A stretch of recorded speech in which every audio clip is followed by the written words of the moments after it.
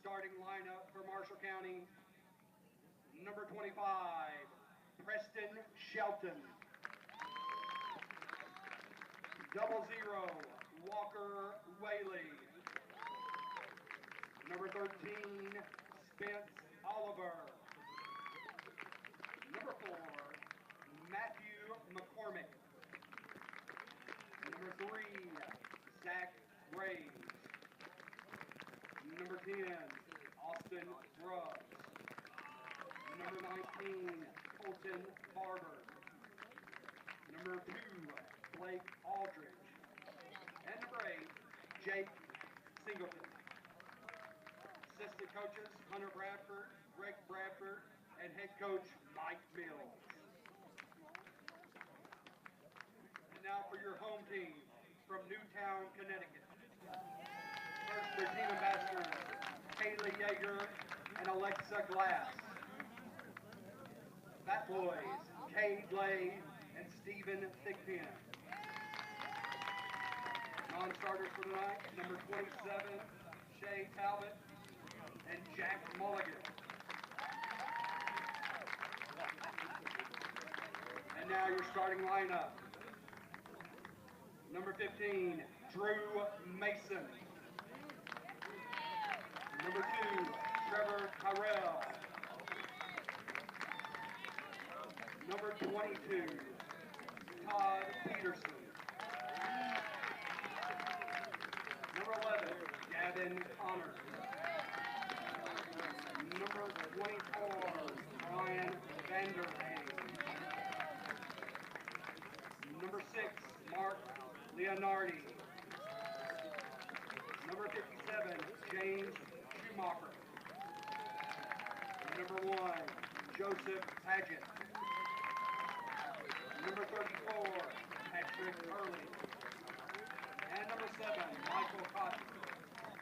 Coaches, Adam Tyrell, Tom Mulligan, and the manager, Todd Vanderhage.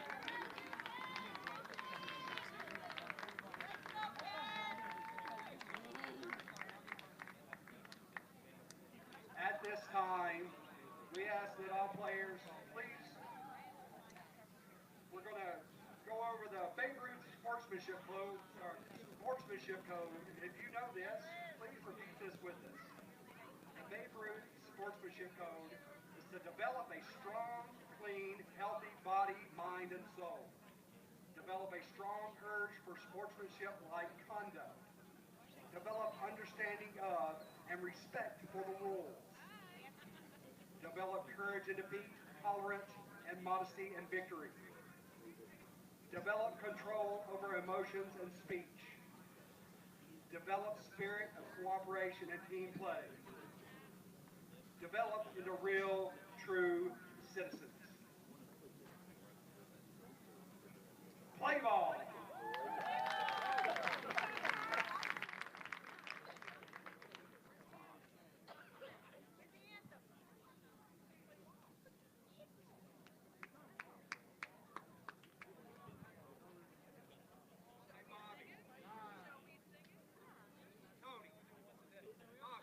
I think they're going to do the national anthem later, is what they said.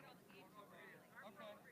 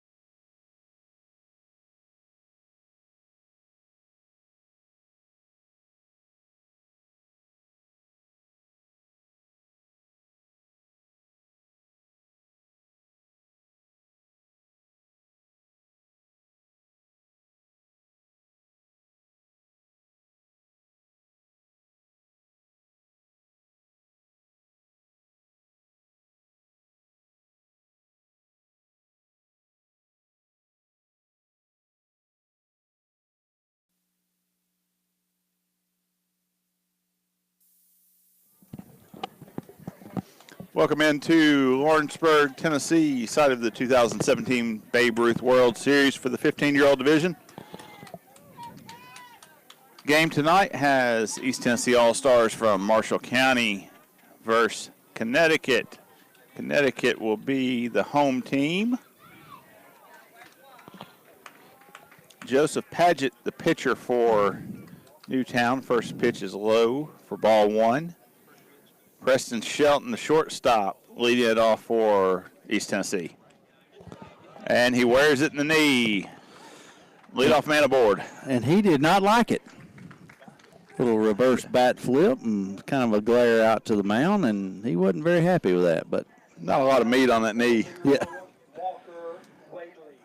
And Preston probably needs to realize that it's not a common practice if you're going to hit somebody to hit the leadoff guy.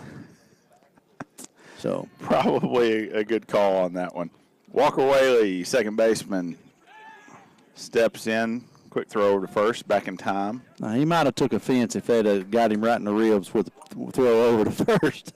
But same knee. Yeah. Pitches down past the catcher. Yeah. Shelton advances second, rounds and looks. Makes a good decision, stays at second. Well, 2-0's the count. If you're a Marshall County fan, the game has started off a little better than the first two, and you got opportunities to score as Newtown is off to a little bit of a slow start.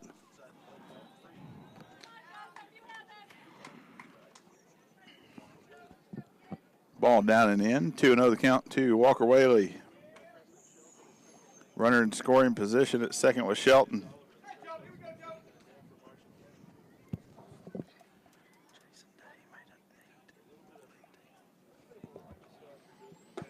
There's a strike from Paget. All right. Takes him 4 pitches or 5 pitches, but he gets his first strike recorded. Maybe he'll get settled down and get going. Whaley leaves it down, runs the count to 3-1. Chance for Whaley to shrink the strike zone a little bit, find one pitch he likes. And he squares around for some reason. Draws it back. Throw to third as Whaley advances. He's safe. Runners at the corners, no out. Well, it's a fast start if you're Marshall County, and it's not the best start if you are Newtown, which Newtown played the opening game yesterday. They started the tournament off, and then, of course, with the rain out, or 2 days ago, then with the rain out. So they've had the longest break of any of the teams, so maybe they're just trying to get their legs underneath them a little bit. Absolutely. Spence Oliver. I believe it's actually Spencer, if I'm not mistaken. I believe it's Spence. Okay, it is Spence. I may have been saying it wrong then. Goes 1-1 in the count. He's playing third base in this game. He's played a little bit everywhere. He's pitched a little bit, played a little second base. Tries hand at third, chance to do some damage with runners at the corners, no outs. Well, the pitcher Paget, he's having a little trouble finding the zone, and I just noticed on Newtown on Connecticut's roster, they only brought with them 9 players. So, the fact of somebody going down and hitting the bullpen is nice curveball in for a called strike 3 as Whaley takes second base uncontested. Runners at second and third, 1 out. Matthew McCormick coming to the plate for Marshall County. I'm not sure, Brad, but did Marshall County score earlier in the game today? They have now. Believe that is their first run. Of the throw to the plate. Not going to be in time. As Shelton and Whaley both score on a single up the middle by Matthew McCormick.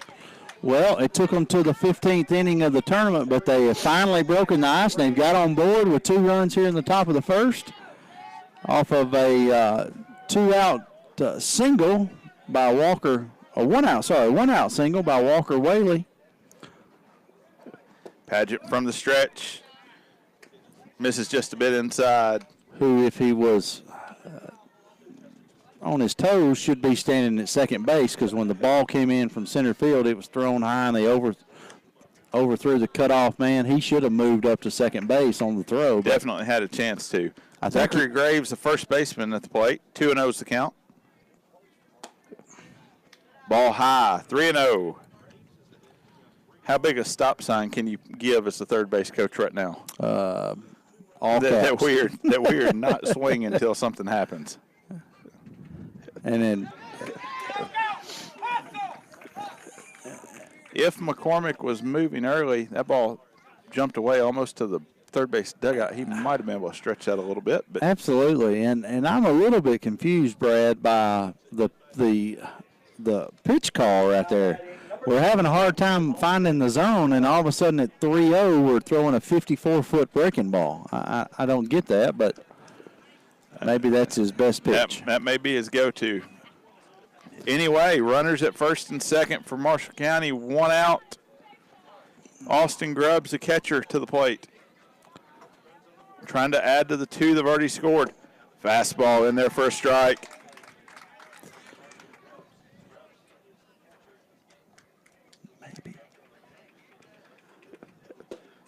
Spins a nice little breaking ball to the outside corner. Oh, quick 0-2 hole for Grubbs.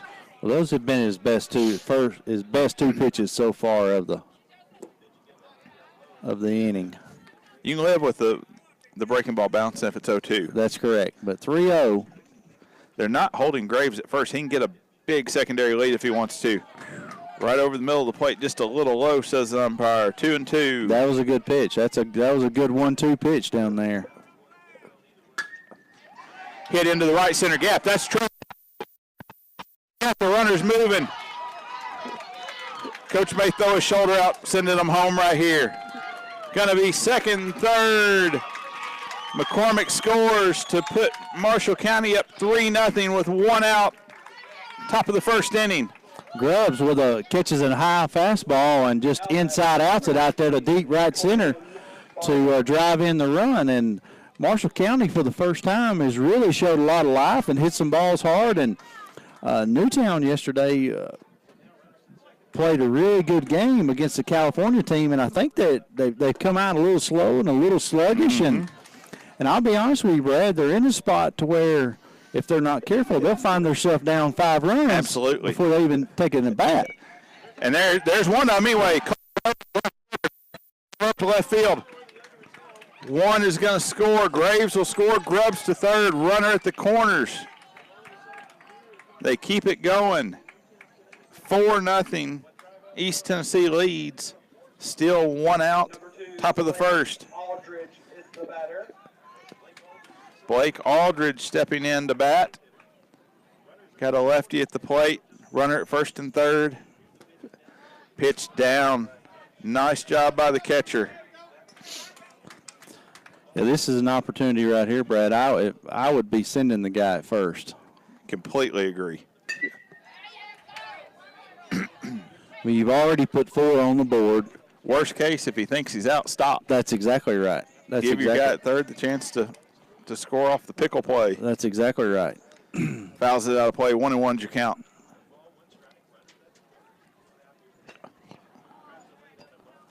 Not a bad idea. Tries to bunt, goes foul down third base line. Probably should have let that one go. Yeah, I think he was going to short hop the catcher possibly. That's right. There's nothing wrong with trying to bunt right there, but get a pitch you can handle. Comes set in the delivery.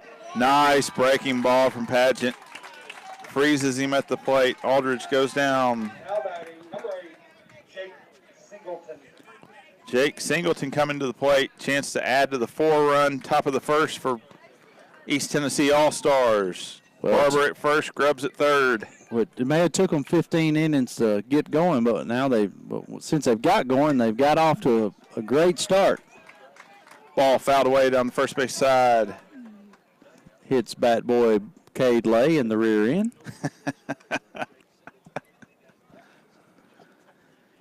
Pageant comes set up.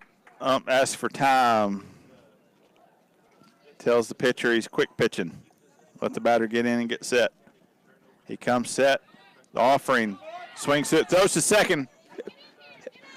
Cuts it. Throwing it home. And he's going to be out at the plate. Shortstop came in, cut it short of second base, fired it home. They got Grubbs. 4-run top of the first for East Tennessee on 3 hits. This is the Babe Ruth World Series on X Sports TV. We'll be right back.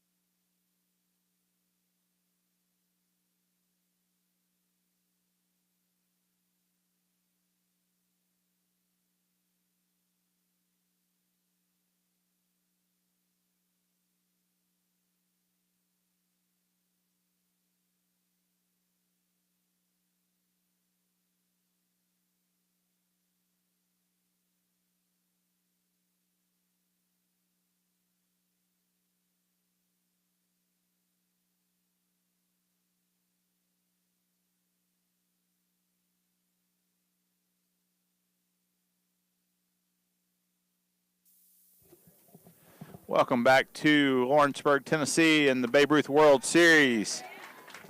4-0 is the score as we go to the bottom half of the first. Connecticut batting. Daniel Mason, the right fielder, leading it off, takes a ball 1.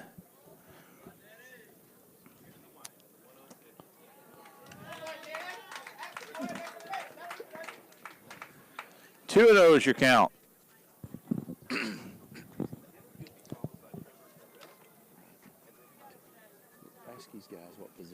Going from the windup.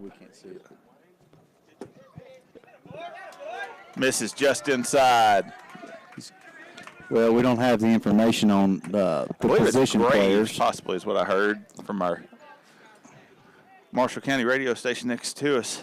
We'll get the positions in just a minute. There's a strike. Nice two-seam action down the middle of the plate. 3-1. Mason still in a favorable hitter's count.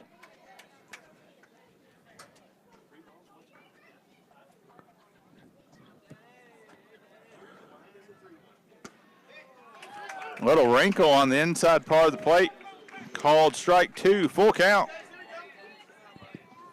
Got the benefit of a wide corner right there.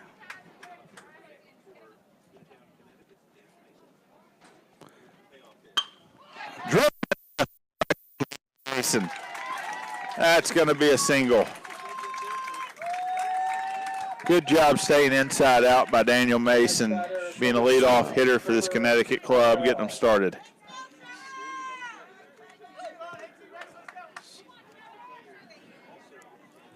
Trevor Tyrell, designated hitter, steps in for Connecticut.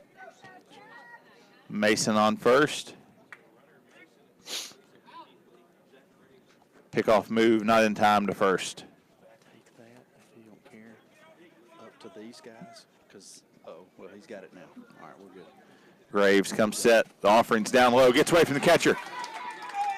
Mason was already running. That was an easy stolen base when it skipped away. 1-0 to Tyrell. Yep. So now that we know the position, Zachary Graves is on the mound, and game one starter for Marshall County, who did such a good job pitching, Austin Grubbs, is catching. He's played left field. He's pitched. He's caught. Tells you what kind of athlete the kid is. A little flat on the release point with the breaking ball. Stays up just a bit. 2-0.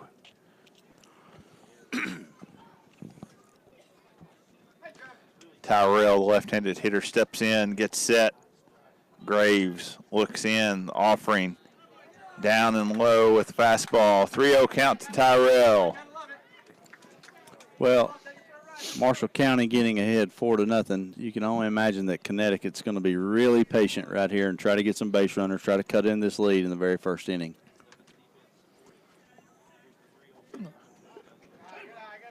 It's going to be a called strike at the belt. If that one lands in the dirt, it's going to be a called strike. Absolutely. It doesn't have to be a great pitch. Yeah. We don't want 4-pitch walks. Well, probably a good chance he's going to take again right here. Nope. Well, breaking ball. Grounded to second. He's got some pretty good wheels. Close play at first, but they throw to third, and it is Mason.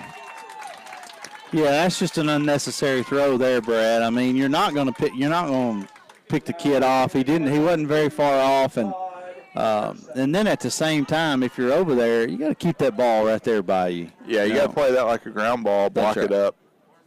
But again, that's one of those mental mistakes that come back and bite you in the rear end a little bit. That's exactly of an right. unforced error. All that being said, you're still seeing 4-1 lead in the first inning. Yeah. Graves fires a strike on the inside corner. Todd Peterson, the shortstop, at the plate for Connecticut. Well, it's easy for us to forget these are still 15-year-old kids, and they think I can snap this thing over there and pick this guy off. And Graves, that was a sharp breaking ball right there.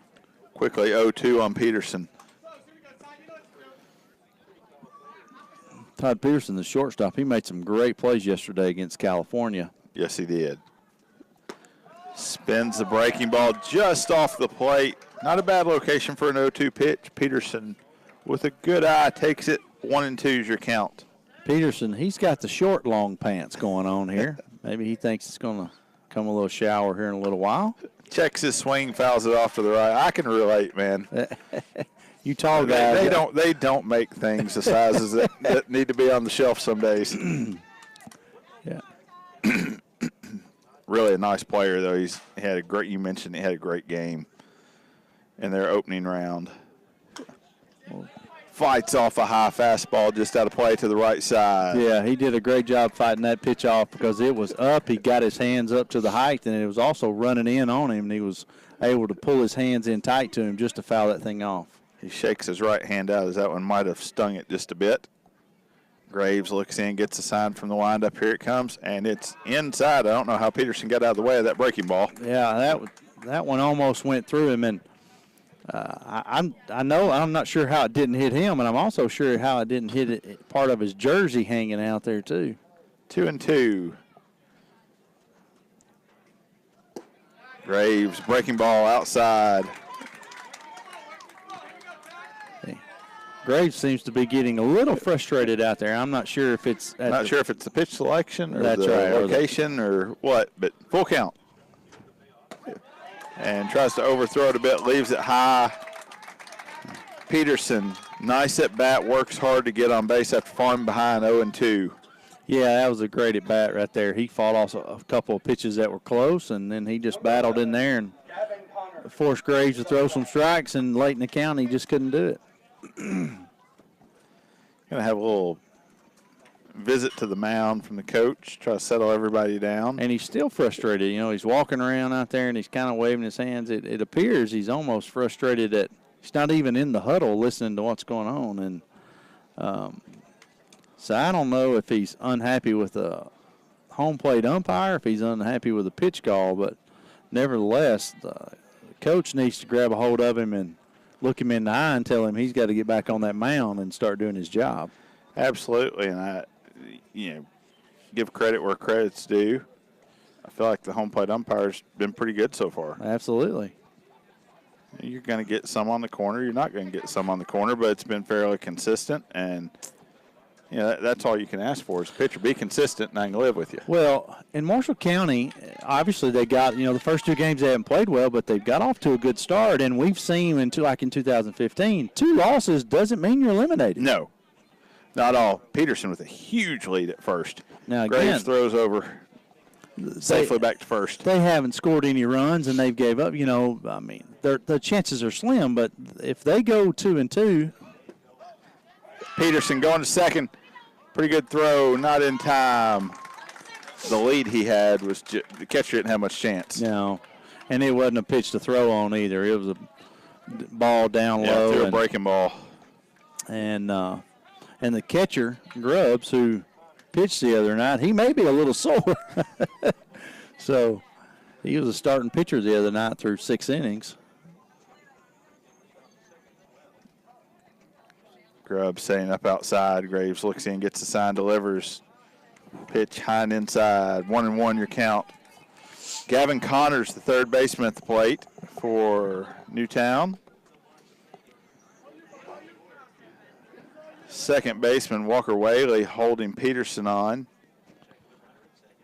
And the pitch, nice breaking ball down the middle for a called strike. 1-2 on Connors. The way they're holding on the guy at second or just trying to hold him close is not the typical way that you're taught to do that, but that's a good pitch on the outside corner. Two-seamer ran back, caught the black part of the plate for the punch out. 2 outs. Bottom of the first inning. East Tennessee 4, Connecticut 1. Peterson still standing at second base looking for someone to drive him in. Brian Vanderhave, the first baseman, steps in for his first at bat of the day.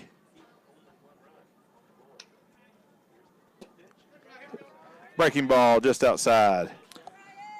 this Newtown, Connecticut team on Thursday when they played California, they wore the ball out. They had 10 hits.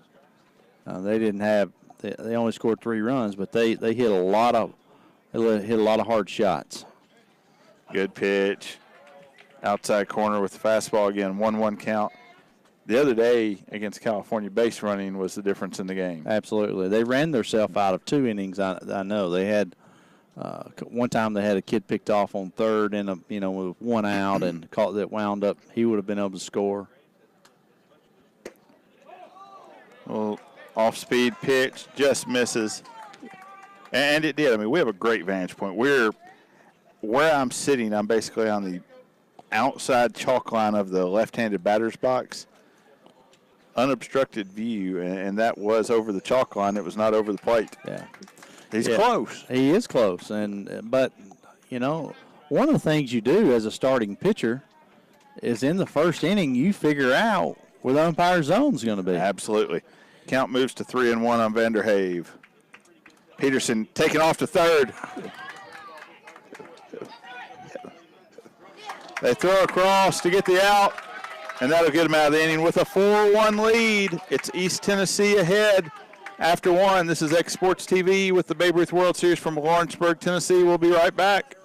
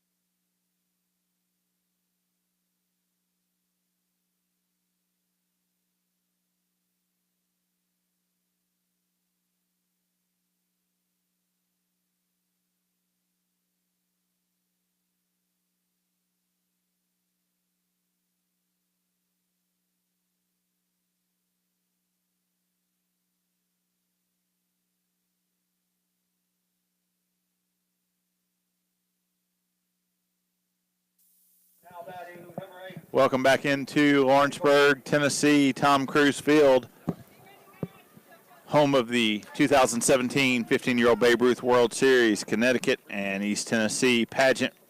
First pitch is grounded back up the middle to shortstop Peterson. Peterson fires a strike across to get Jake Singleton, the right fielder, out. One pitch, one out. Can't beat that efficiency. No, Peterson, again, he's a good player. He's a tall kid, especially to be playing shortstop, but he's got great feet. He's got great quick hands. The other day he caught a ball in the hole where he backhanded it, and maybe we'll get a chance to see it, but he's got a cannon for an arm. Absolutely. Preston Shelton, the shortstop, steps in. Rip down the third base line, foul. And it appears Pageant settled down a little bit. You know, in the first inning he had a hard time finding the strike zone and was kind of all over the place. But so far, his first two pitches have been in the zone. Absolutely.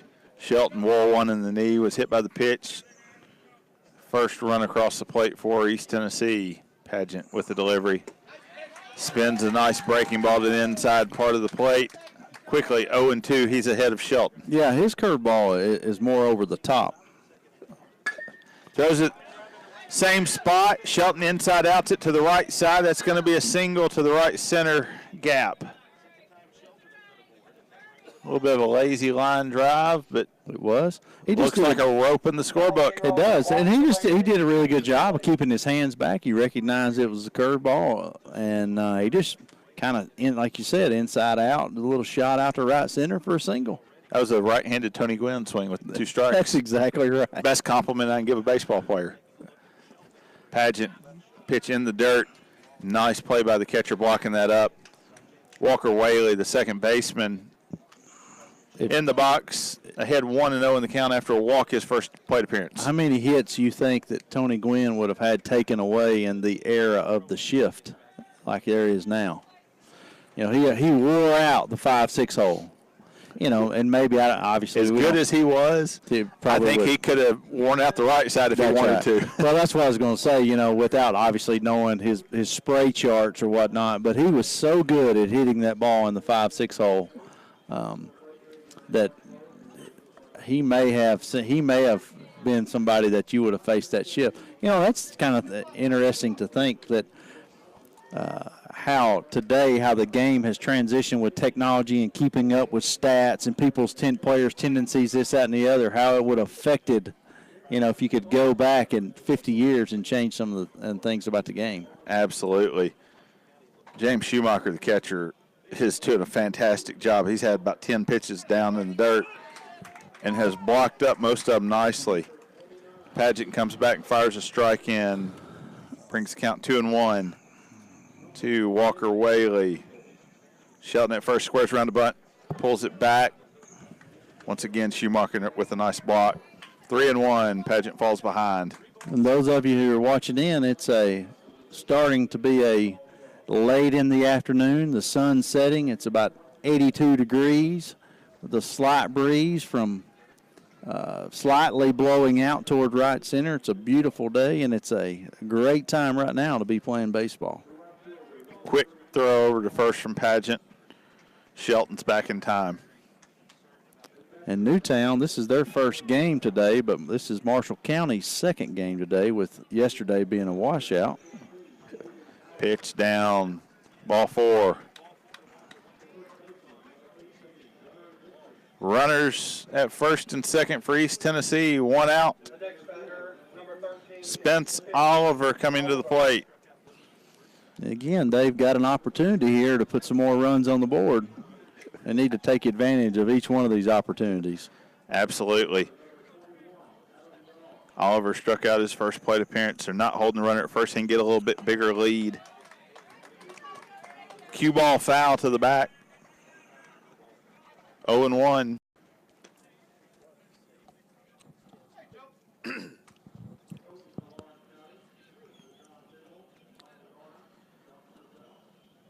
Pageant does a little footwork on the mound there.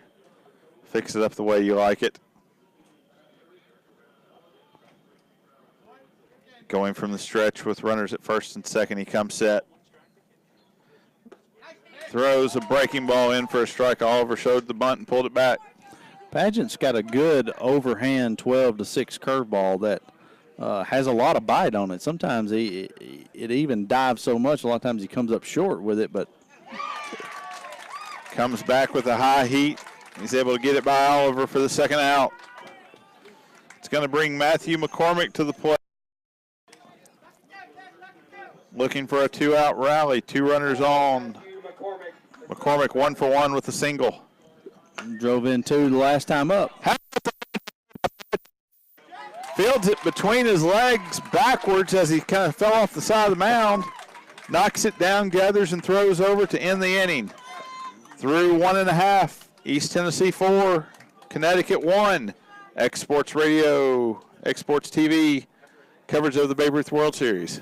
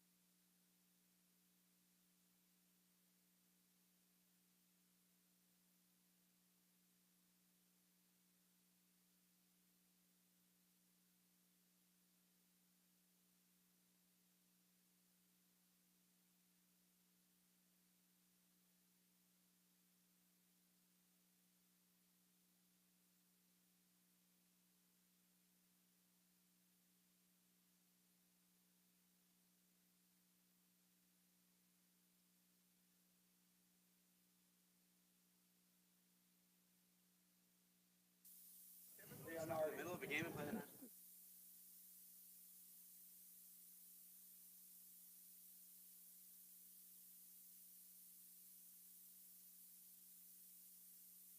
Complain of the wrong people. Welcome back into Lawrenceburg. For those of you watching at home, there's a game going on in the adjacent field that's about to start, and as part of the festivities, they allowed one of the local high school students to sing the national anthem. Did a great job. Minor inconvenience during the inning break. It was not during play, so no problem there. And we're back. 4-1 lead for East Tennessee. First pitch a little bit outside to Mark Leonardi, the center fielder. Good two-seam fastball over the outside part of the plate from Graves. 1-1 the count. Well, when you got two games going on side by side at different times, starting times, you get some minor inconveniences, I guess you could say, but I don't think it's an inconvenience. It's just trying to keep things simple. Well, it keeps it simple, and again, it allows other people to participate in this event other than just baseball. That's correct. Players to showcase the talents of one of the high school's great singers. Madison did a fantastic job. Ball grounded, fouled on the third base side. 2-2 is the count to Leonardi, the center fielder, trying to get it started in the bottom of the second for Connecticut.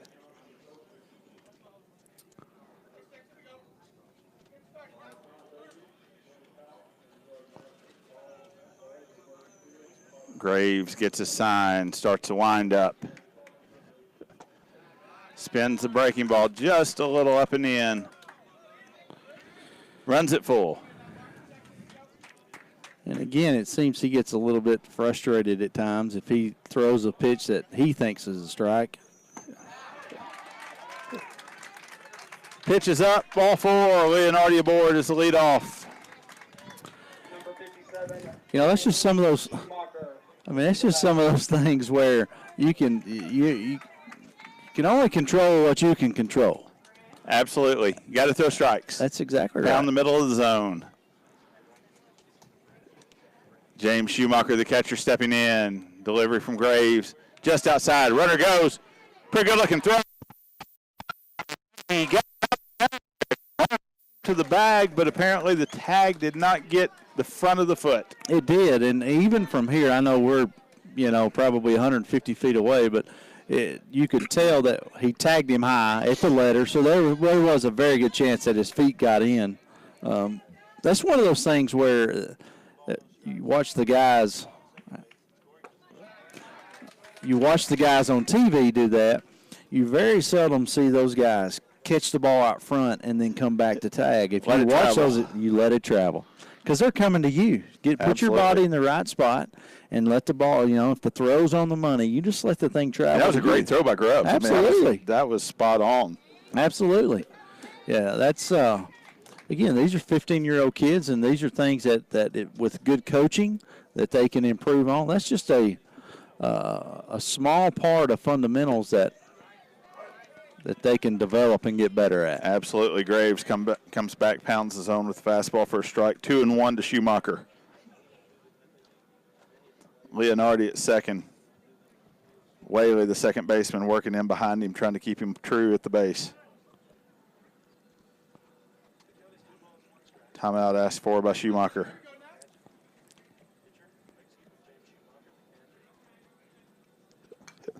Fouled straight back at us. 2-2.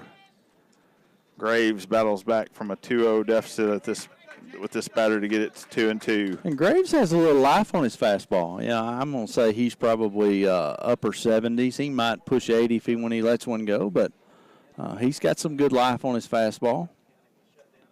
Absolutely. He's getting some movement, running it back in. Might be able to run under the hands here. Spins the breaking ball. He's just a little bit flat on the release point. He's got to get on top of a little bit more, get to dive, and that's going to be a beautiful pitch. Full count. Schumacher looking to do some damage with Leonardi at second.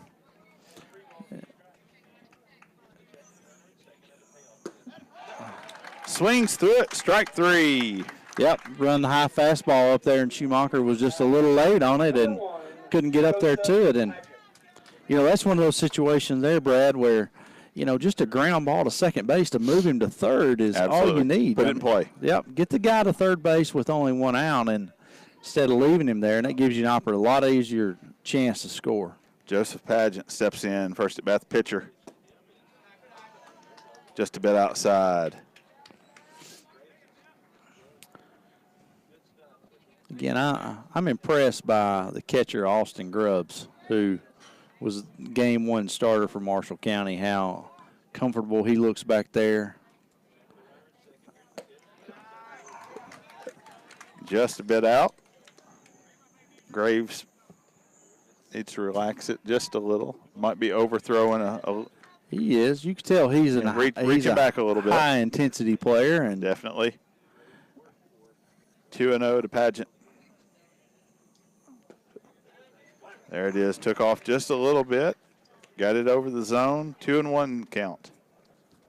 Again, make the other team beat you. Don't beat yourself. Absolutely. You know, even though Newtown is a good hitting team, I mean, you still have to force them to swing the bat. Just missed with the breaking ball down and out. I don't know that Graves doesn't have more sinking action on his two-seam fastball when he takes a little off than he does when he tries to throw it real hard. Yeah. Honestly. Yeah. Ball fouled back. Full count on Pageant. 1 out. Leonardi standing at second base.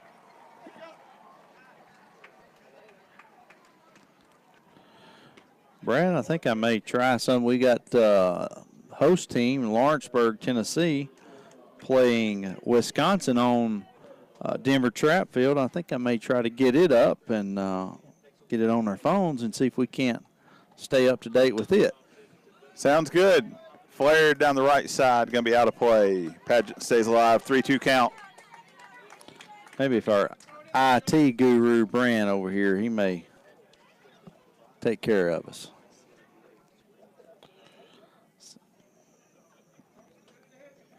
Graves gets a sign. Leonardi taking his lead at second base. Shakes off the pitch, shakes it off again. Pageant steps out. We'll start over.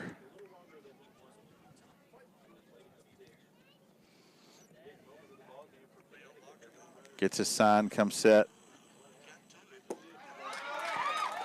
Ball 4.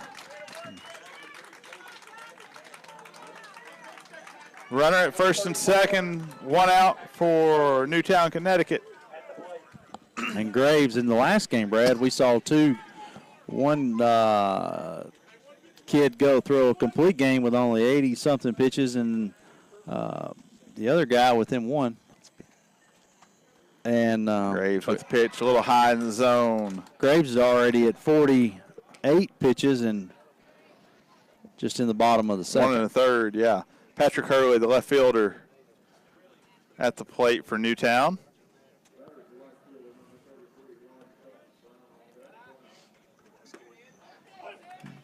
And takes a little off the fastball, it appears, over the outside part of the plate. Called strike 1-1.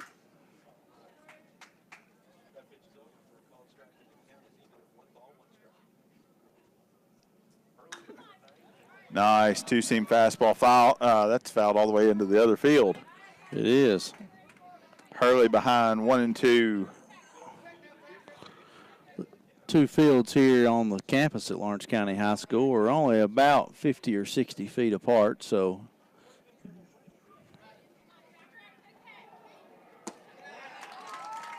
A little high, 2-2 runs the count.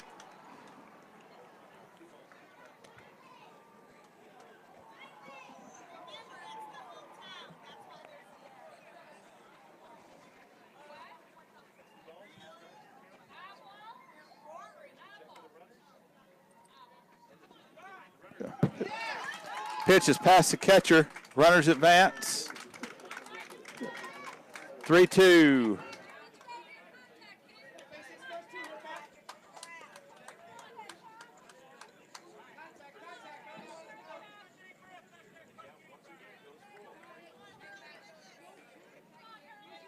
Full count, 1 out.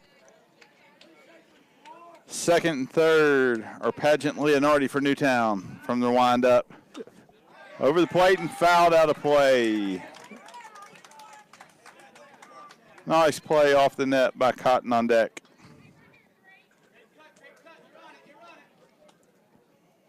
And we'll do it again.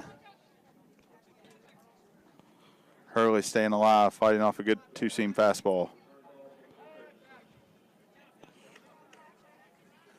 Graves taking his time there, and Hurley asked for time to get out of the box.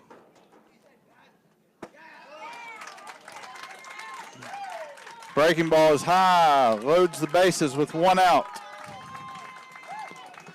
Well, it appears that we're going to have Coach have a Greg pitching Bradford change. come out, and looks like we're going to have a pitching change. I think one of the changes is going to be the first baseman as we're going to swap out a glove. Have three players moving around. We'll see where they end up.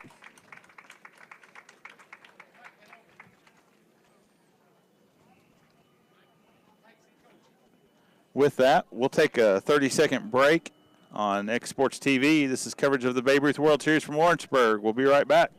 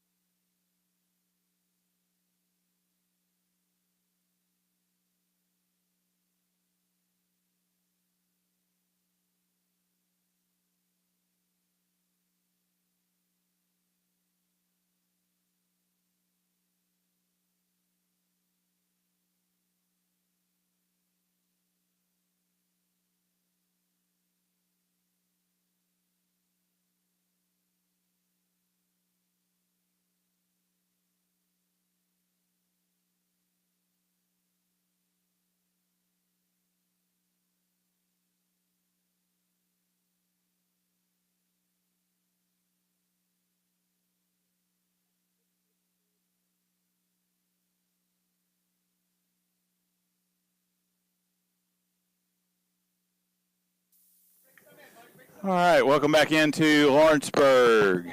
After the pitching change, we've got Matthew McCormick on the hill for East Tennessee. Michael Cotton, second baseman at the plate. Bases loaded, one out. Newtown looking to do some damage. Yeah, Newtown's in business right now. They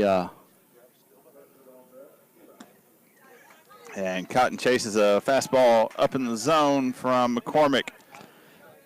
Yeah, I'm going to say the third base coach probably not real pleased with that swing there on the first pitch ball high up and in on a new pitcher of the bases loaded. Yeah. East Tennessee playing the corner infielders in, middle infielders double play depth. Nice job by Grubbs blocking one in the dirt. 1-1 to count. Well, Marshall County here, they're looking for a ground ball. I mean, obviously they're back in the middle and going to try to turn two, but their best fate would be one to a corner. Try to come home and cut the run down. And absolutely. 2-1 the count to Cotton. Way high. Grubbs comes way out of the squat. Corrals it in. 3-1 is your count. McCormick needing to find the strike zone. And that's going to be a walk. 4-2 as Leonardi comes in to score the second run for Newtown. Well, Marshall County needs to settle down. They need to find an out. They need something good to happen right here, a line shot to somebody and double somebody up so that they can get out of this inning. But Newtown's Daniel Mason, your leadoff hitter, fouls one down the third base side. He shot one to the left side for a nice base hit his first at bat. Base hit might tie the game depending where it is. Left field's playing a little shallow, so probably would be a play there. Other than that, I'm going to say anything in outfield grass is going to do it. The right fielder is playing in neighboring Giles County. He's a bit deep. He's a bit deep. Maybe they've seen something from Mason that we haven't. I've seen the ball hit to the left side. Maybe he can yank one down the line as well. Another rocket down the third base side, just foul. 1-2's the count. Well, McCormick's done a better job at against Mason of getting the ball in the zone. He missed wildly basically against his first batter, but putting the pressure on Mason. Tries to throw the breaking ball.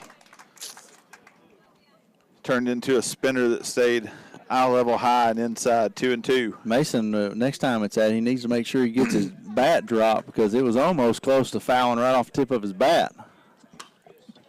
Lifted toward third base. Third baseman running back makes the play for the second out of the inning. Yeah, and there was no signal there for an infield fly, even though it was only about 10 or 15 feet behind the bag. And you know, and they do that, Brad, obviously because of difficulty of play has a lot to do with it because the rule itself is designed so that a runner doesn't get hung out to dry. Absolutely. Trevor Tyrell, the DH, steps in. He grounded out his first plate appearance. The lead at first base is unbelievable right now.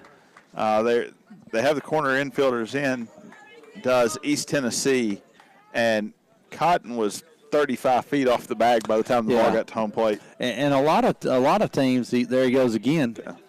Behind the batter, gets away. Runner coming home. What I was just about to say, Brad, is a lot of teams have pickoff plays for that. You know, with the bases loaded and guys that are on first and second where they get those leads, they have timing pickoff plays for that. Absolutely. 2-0's the count.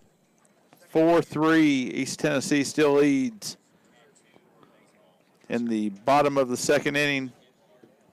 Having another coaches conference at the mound. Coach talking to him about the release point. Well, McCormick's he struggled with finding the zone, and almost every pitch has been up. And McCormick's a lefty, and he's got some good run on his fastball, and he's just struggled a little bit with finding the zone. And I would not classify him a power pitcher. No, location's got to be his friend. Tyrell with the hitter's count 2-0. Swings through one that was a bit inside, to say the least. He was going to open up and turn on that ball and yank it down the line. Yeah, that was going to be a miss or a 6-4 game. We just got an update on the game on the other field. The host team, Lawrenceburg, is up 4-0 over New Jersey. McCormick misses just down and in. 3-1. Which, by the way, Tyrell swinging hard on that one. I have no problem on a 2-0 count. No. Two runners in scoring position trying to rip something down the right side. Absolutely. Good plate discipline there. Draws the walk. Bases loaded again. For the shortstop coming to the plate, Todd Peterson.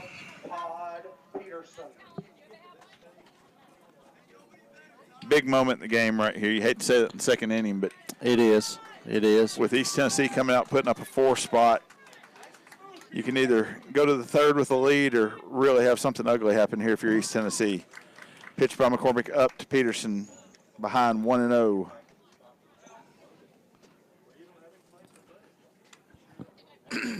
And Peterson, the 3-hole hitter for Newtown. So, you know, this is the guy that they want in the box in this situation. Ball is low and outside. Grubbs, the catcher, goes out. Tries to offer a word of encouragement to McCormick.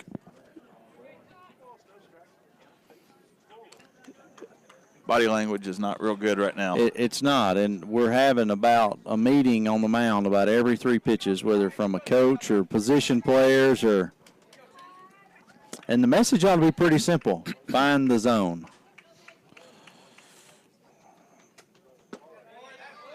Two-0 pitch. High strike, 2-1 on Peterson. It was definitely a high strike, but nevertheless, it was a strike. That's a nice pitch over the outside corner, knee high. 2-2. If he could throw that pitch right there consistently, Brad, he'll have a good rest of the night because it's about unhittable. Peterson battles and fouls it off. Yeah, that's another good location. Again, McCormick's got a lot of run with his fastball. Even though he doesn't throw hard, the ball is really running probably a foot away from these right-handed batters, and it seems like the more he gets the ball down, the more it's running.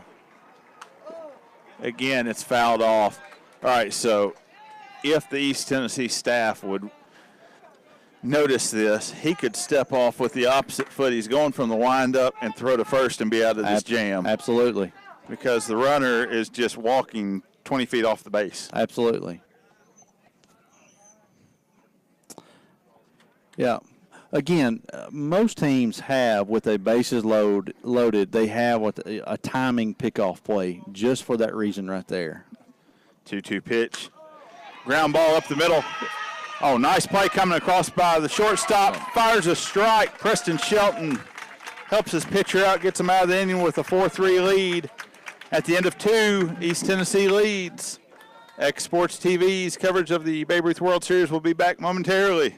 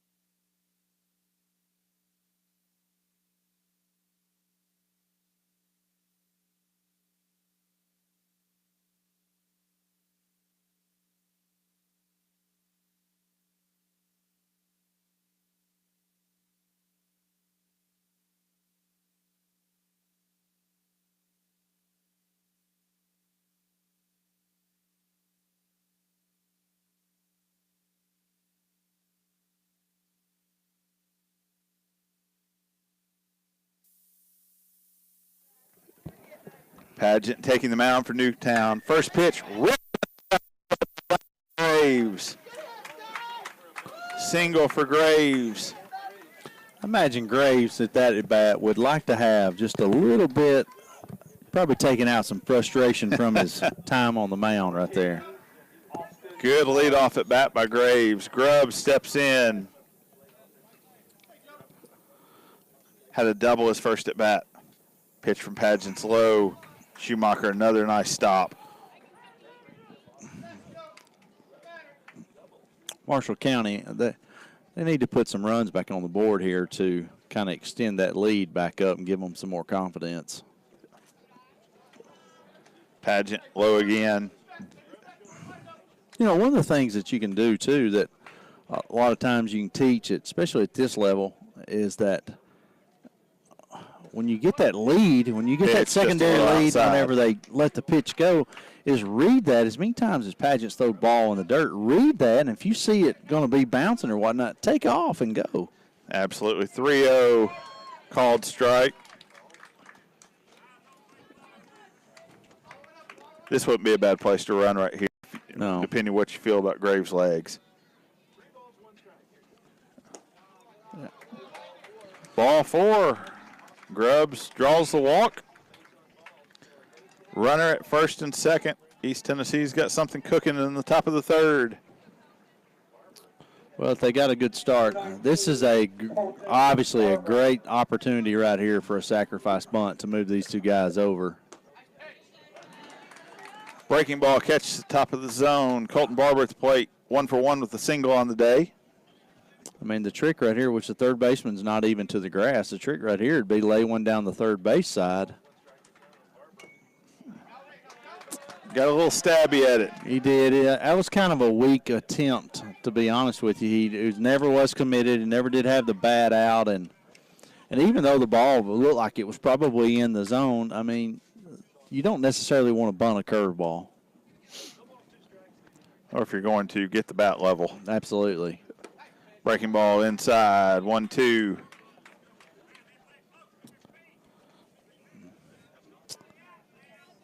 Pageant comes set. Little chopper in front of the mound. Pageant fields it, throws to third. In time. Nice heads-up play by Pageant. Yeah, that was a very good play. Graves was running hard, just right at the pitcher. Barber will be at first.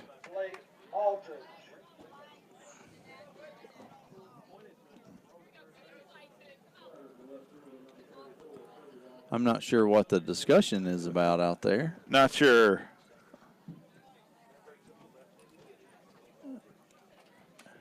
Blake Aldridge coming to the plate, the center fielder, 0 for 1 on the day.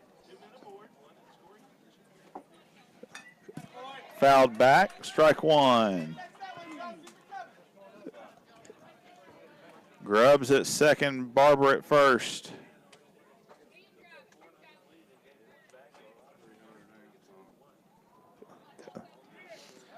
Offers at the bunt.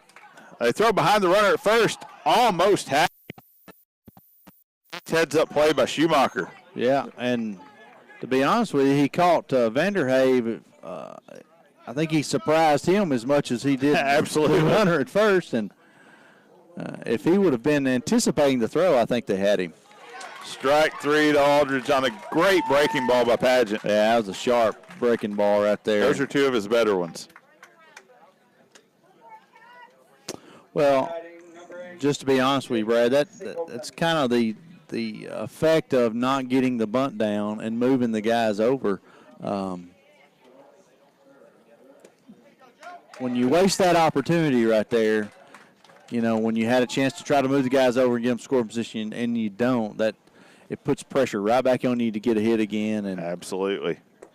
Jake Singleton at the plate. 1-1 count. Right fielder grounded out his first at bat on the night. And Paget's up to 57 pitches. Ground ball at the second baseman. Fields it cleanly, makes the throw to Vanderhave, and they are out of the inning. East Tennessee got 2 on with no outs, unable to put one across the plate. 4-3 is your score after 2.5. This is X Sports TV. We'll be right back with coverage of the Babe Ruth World Series from Lawrenceburg, Tennessee.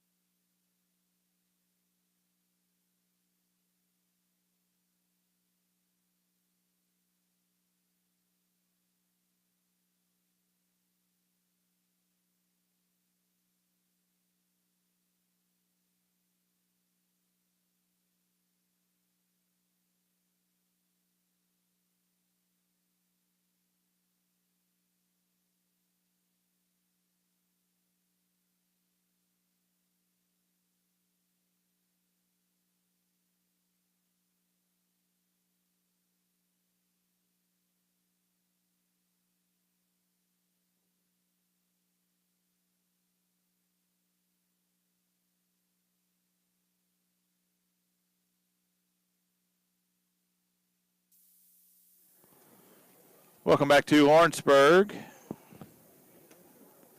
Heading to the bottom of the third. Gavin Connors, third baseman, will lead it off for Connecticut. 0 for 1 on the day with a strikeout. McCormick from the windup. Low for ball 1. East Tennessee, 4 runs on 5 hits with 1 error. Ball fouled out of play. 1-1 count. Connecticut 3 runs on 1 hit. No errors. Marshall County, they've got 5 runs or 5 hits. They've got 4 runs that all came in the first inning. They have committed an error, but they had opportunity again in the top half of this inning, but they just couldn't couldn't get down and execute a couple of plays, so therefore they didn't get anything. McCormick from the windup. Connors swings and misses on the outside part of the plate. 1 out.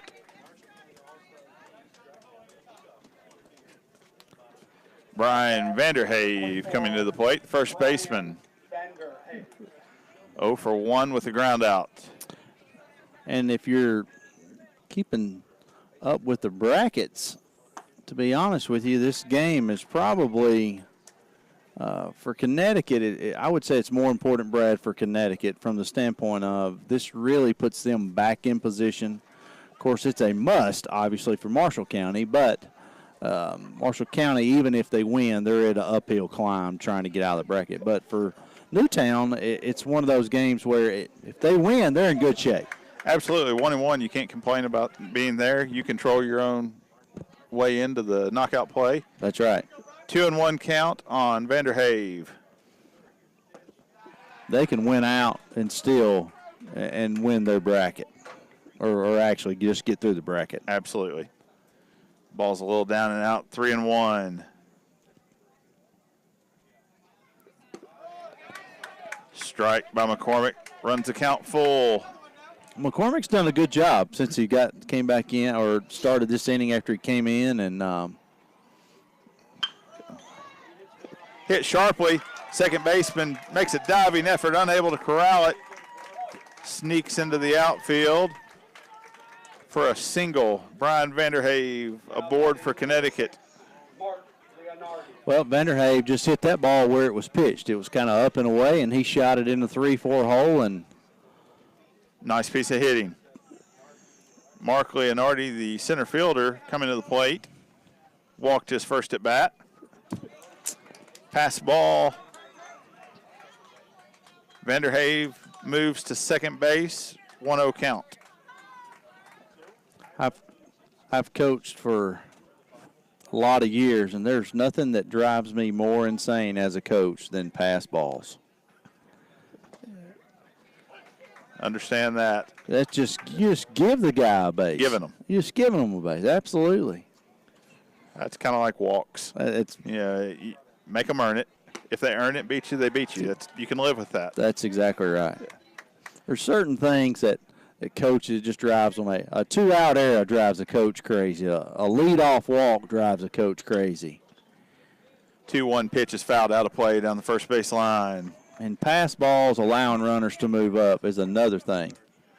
Yeah, third strike. Taking a third strike drives a coach crazy. 2-2 count to Leonardi. Walker Whaley holding the runner at second. Ball high and outside by McCormick.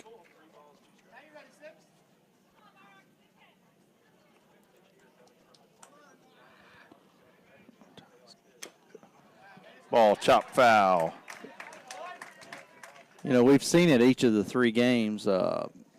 Marshall County, when they have a runner on second, the second baseman kind of just goes over there and stands, and then when he figures out that we're not trying to pick the guy off, he just speeds and retreats back, and I'm just not a fan of that. Because he's never set. He's in a dead sprint going back to his position. If the ball's hit behind him, he has absolutely no chance. You can hold the guy close without being at the bag. Yeah, you don't have to be, if you're same distance as him, you can beat him in Absolutely. the bag a lot of times. Yeah. 3-2 pitch. Froze him with the fastball over the outside part of the plate. 2 outs.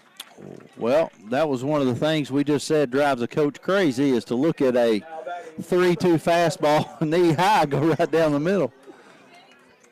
Because as a coach, you go and it's 3-2. You're expect a strike. Swing the bat.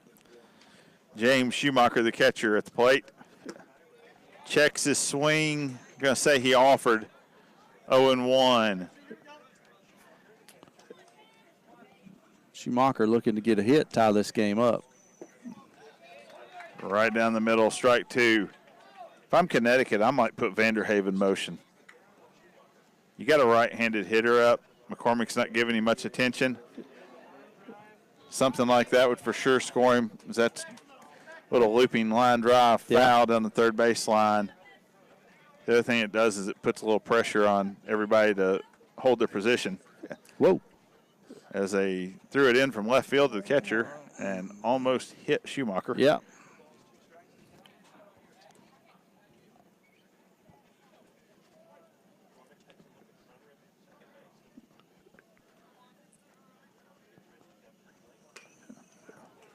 Fouled over to the third base dugout.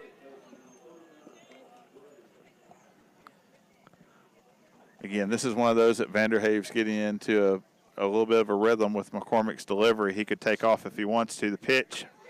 Swing and miss. We've played 3. East Tennessee leads 4-3. X Sports TV will be right back with the 4th inning.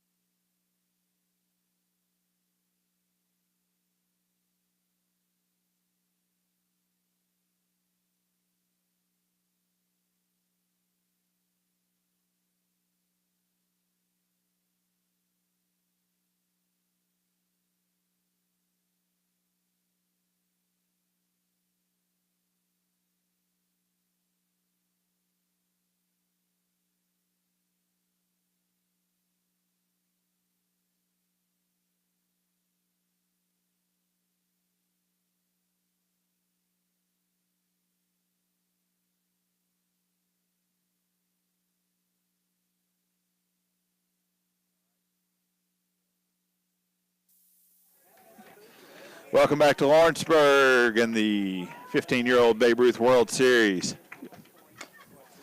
Ball dribbled down the first base side.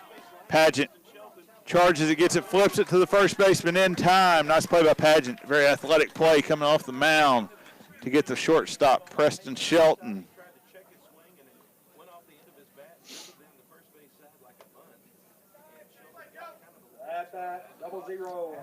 That will bring Walker Whaley to the plate for East Tennessee. Whaley, 2 walks so far today. Takes the first pitch for a called strike.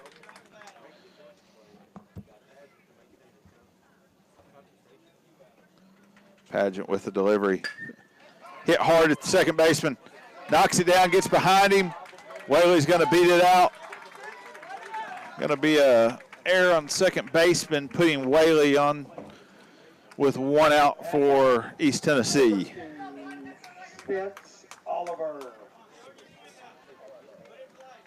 Second base, I'm sorry, Spence Oliver coming to the plate. Whaley, the second baseman, on first.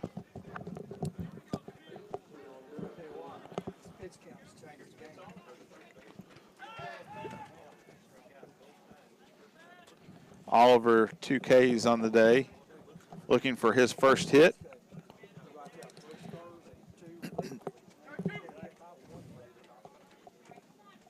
Whaley gets his lead. Quick snap throw. Close play. Very close. Nice job by Vanderhave. First baseman handling the low throw, applying the tag.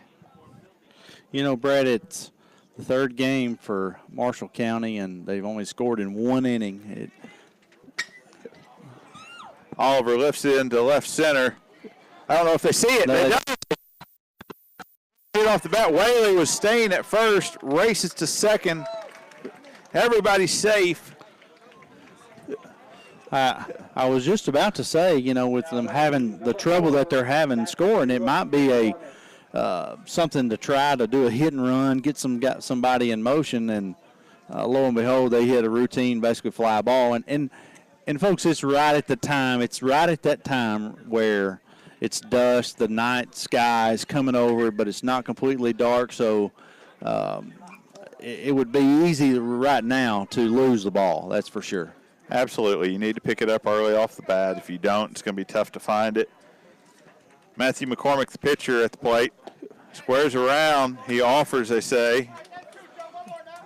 0-2 count quickly on McCormick. I'm just not a fan. Yeah, I'm just not a fan of trying to bunt in this situation.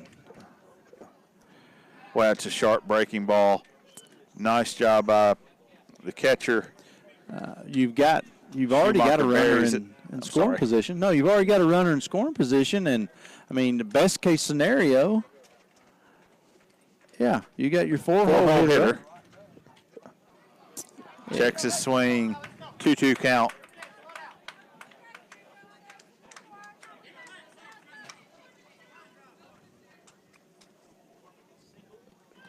Whaley at second runs pretty well. Oliver at first for East Tennessee. McCormick looking to drive in a run. Just down and outside. Pretty good pitch by Paget. Yeah, that's Full a really count. good pitch there. That would have been tough to not try to at least foul off. And that one short hops the catcher. Walks the bases loaded with 1 out. Zachary Graves steps to the plate. A walk and a single. He hit it hard last time through the 5-6 hole.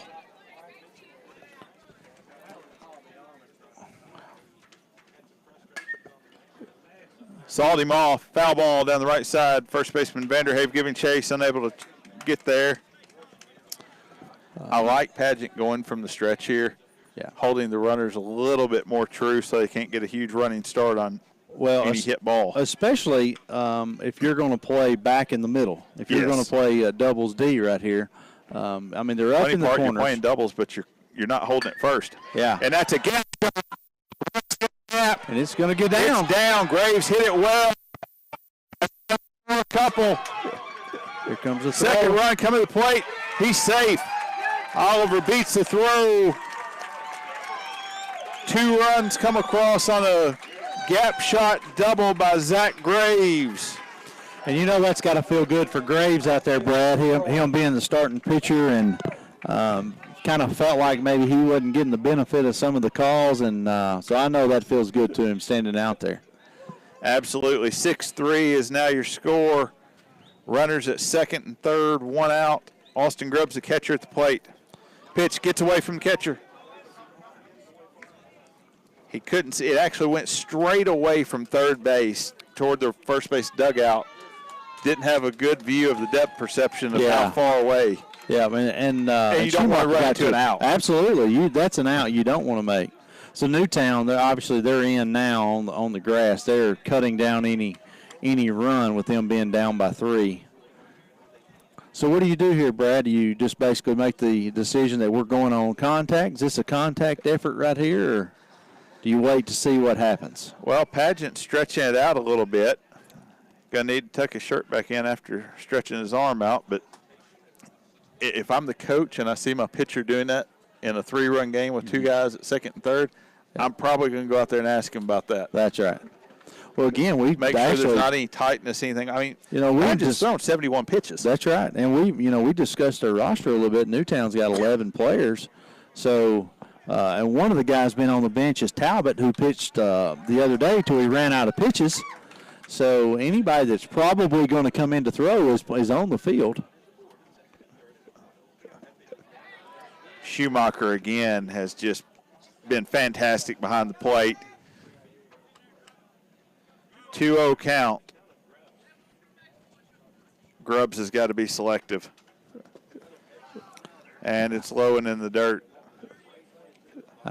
This guy, I don't know that Padgett's not out of gas. Very well. He's battled. He's fought hard. And he keeps looking over. And see, now he's looking over and he's pointing. I don't know if you've seen that, Brad, but he just pointed like, hey, I'm out. I got to get out of here. But Schumacher is blocked 3 straight pitches that very easily was scored. And that's down and out for ball 4. Grubbs takes first base. Colton Barber heading to the plate. Now batting number 19. 1 for 2 on the day with a single. Bases loaded, 1 out.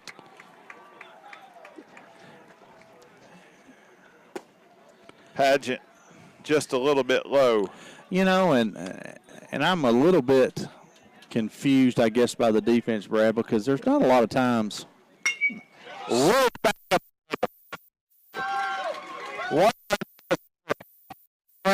He rounds third and goes back. Good decision as the center fielder, Leonardi, made a good, accurate throw to Schumacher. 1 run crosses for East Tennessee. Bases remain loaded. 1 out. Newtown's coach comes out to talk to Padgett. Padgett has battled. I just think he's out of gas. Absolutely. And again, you mentioned now he's at 76 total pitches, and he is. And we're only in the top of the 4th, so he very well may have just thrown his last pitch. And he was also stretching out his arm, and not to say that he's other than tired, but he may have something else going on. Yeah. And it looks like there is going to be a pitching change made by Newtown. With that, we'll take a 1-minute break. This is X Sports TV's coverage of the Babe Ruth World Series from Lawrenceburg. We'll be back in 1 minute.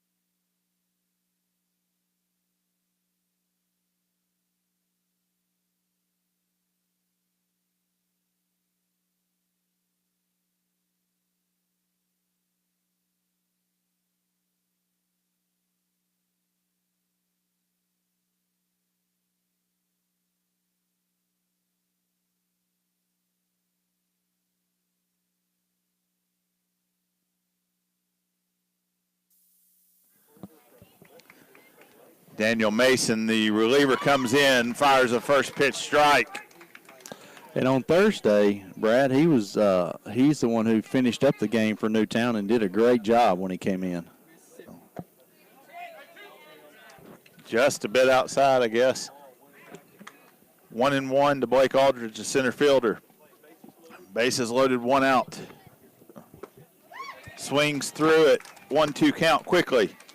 He kind of reminds me the way he, with his motion, delivering how he falls off the mound, he reminds me of Rob Dibble that pitched for the Reds years ago. One of the nasty boys. And Aldridge swings through it for strike 3. Nice job by Mason coming in, getting the second big out. Jake Singleton 0 for 2 with 2 ground outs to right fielder. Chance to add to this lead.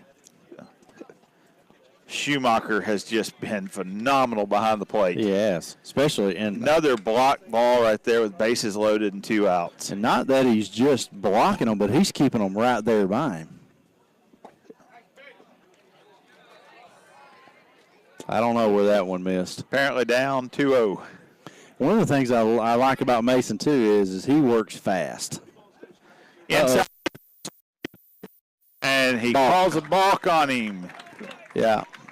All the runners are going to advance. Well, it's about deception. And when he came up, obviously he deceived that he was going to come home because he didn't. He caught him leaning. It wasn't his leg. It was his front shoulder because I was watching him. He leaned with that front shoulder like he was coming home. And that was 100%. That scores Graves to make it 8-3 in favor of East Tennessee. 2 outs, 2-0 count. There's a called strike to Singleton.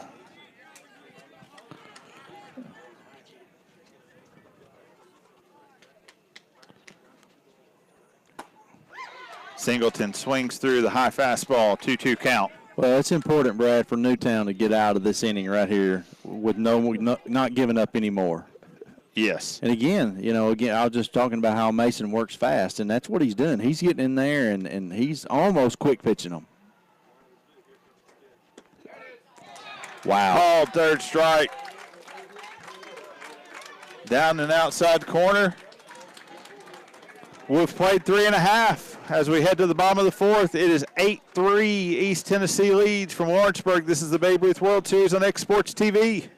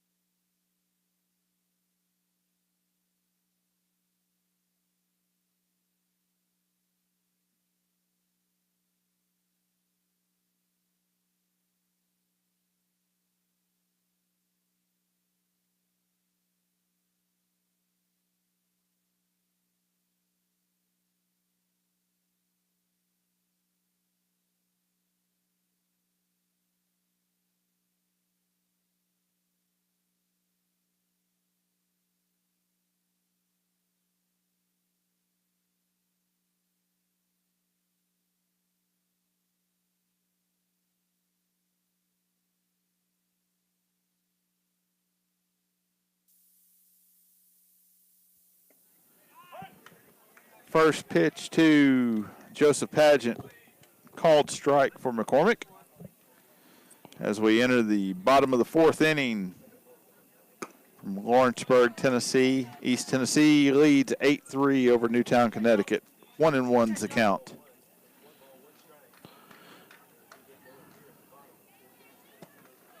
And Pageant swings through the outside fastball. 1-2.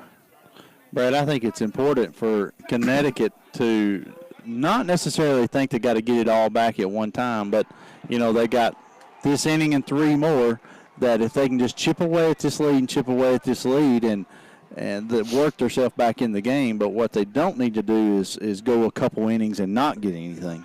Absolutely. Just something positive here to get a little momentum back. Foul ball off to the right side. Well, again, in game 1 that they played Thursday against California, they had 10 hits, and they hit the ball hard, and so I know they got a good hitting lineup that at any moment could explode and score some runs. It's got to continue to be patient, but at the same time, while you're being patient, you need to chip away at this lead. Absolutely. Pitches a little up and in. Pageant runs count full. McCormick misses outside, and Pageant is aboard as a leadoff. There's the start to what you were mentioning, Corey. Newtown needs to see something positive, get a little momentum back on their side. And Pageant has great speed. Last time he was on base, he showed that. But, you know, they're down by 5, so you need to be very conservative and do not make any base running mistakes at this point. Absolutely. Patrick Hurley steps to the plate. Left fielder takes the ball high. He walked his other at bat today. And McCormick, he seems to be having a little trouble finding the zone. And it's fouled back. 1-1.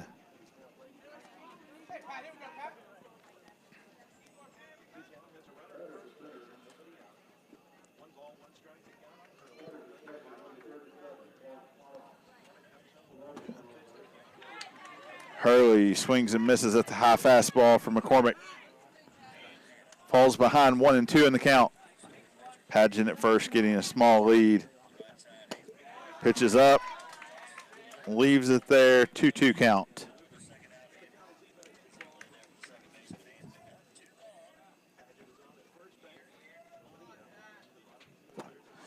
And Hurley chases the high fastball for strike 3. Well,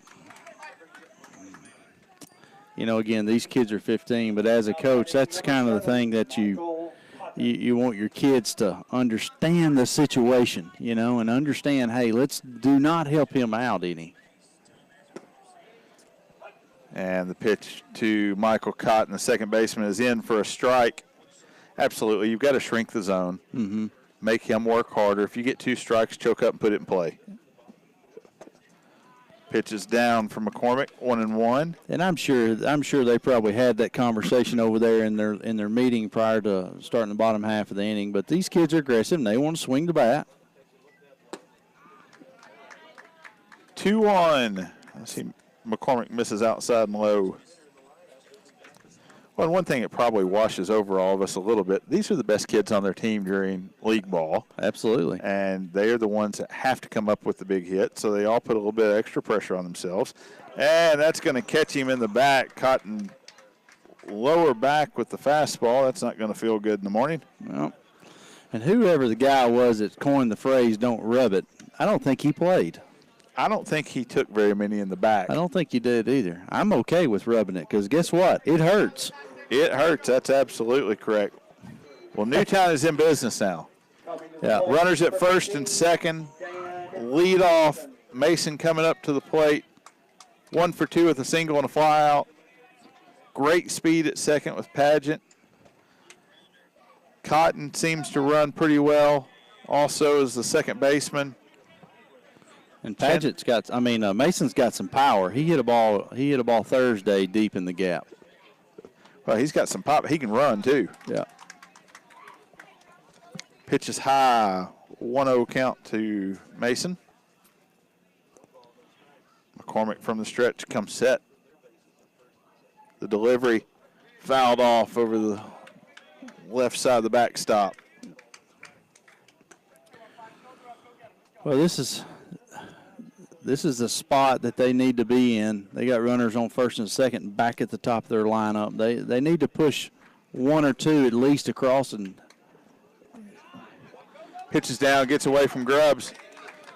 Runners advance to second and third. yeah. Not much Grubbs could do on that one. No. Ball was moving away from him on a breaking ball and bounced toward the third base dugout. He couldn't throw his left shoulder out wide enough to square his chest protector on it.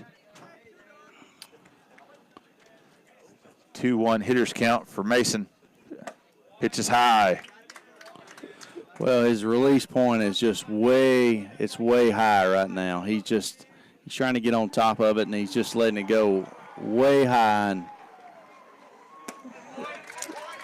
ball 4, and the bases are loaded for Newtown. It looks like Coach Greg Bradford's coming back out for a conversation, and I'm not sure, and I don't know where's he at pitch count? Well, he's at 67, so he's thrown a lot of pitches, and he's 34 strikes and 33 balls. So we very well may be about to see a pitching change, and we are. We are. Coach brings out the first base mitt to swap him out.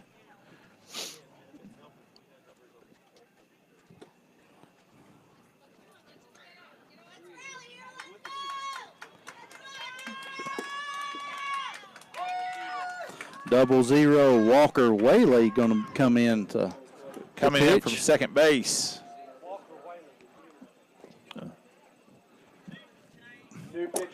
And so it looks like McCormick will go back to first. I believe Spencer Oliver will probably be at second. And Whaley on the mound.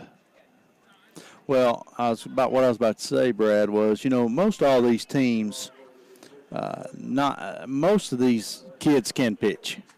You can't get this far in the tournament, as many games you have to play without having most of the kids being able to pitch. That's correct. So, while yet you may have maybe two kids are predominantly 1 and 2 starter, you may have 2 or 3 other kids that are good, or pitchers, but typically you've got a roster full of throwers.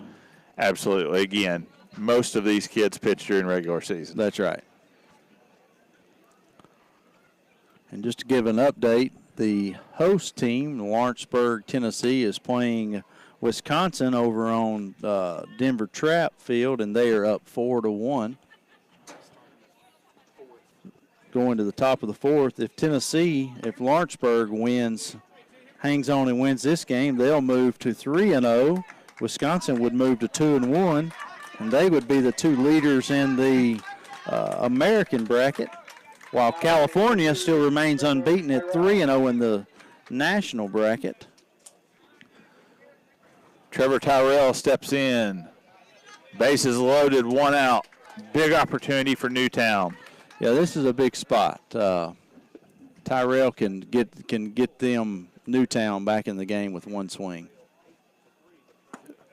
He leaves it up. Good eye by Tyrell. We mentioned it earlier. Newtown has a lot of speed on the bases. Anything in the gap could potentially score 3.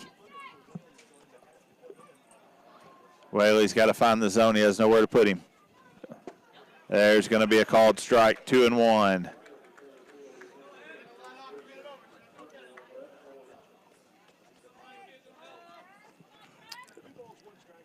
Tyrell readies himself in the batter's box. Pitches down, gets away. Not going to be in time. Padgett able to beat the throw. 8-4. East Tennessee leads.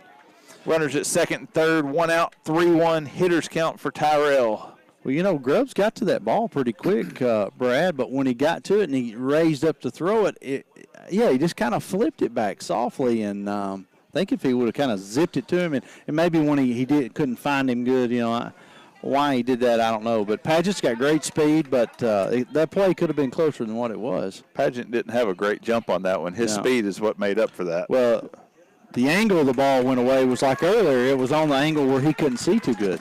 That's correct. And Tyrell draws a walk. Bases again loaded for Todd Peterson, the shortstop, 0 for 1 today with a walk and a ground out. To the plate, number 22, Todd Peterson. And he's had some good swings, Brad. He may be due for a shot right here. Good first pitch from Whaley. Down and in. 0-1 count.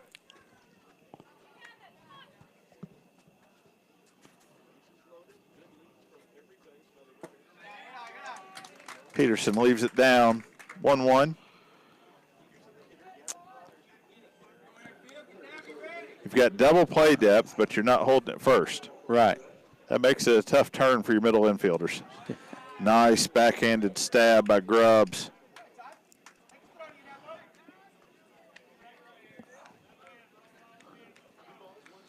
And especially with Terrell on first, he's taking a huge walking lead. Huge leisurely lead. And we've got center fielder unable to get to it. That's going to plate 2. See if they cut. And we're going to be 8-6. Runners first and second off the Todd Peterson single to center field. Well, that's what Newtown needed. They were been patient. They've got some guys on, and then right there, Peterson comes through with a big shot out in left center field gap. And again, we were talking at the start of this inning, they didn't have to try to get it all back. They just needed to get some of it back, and they've done that with still an opportunity with 2 guys on with only 1 out. Absolutely. They've plated 3.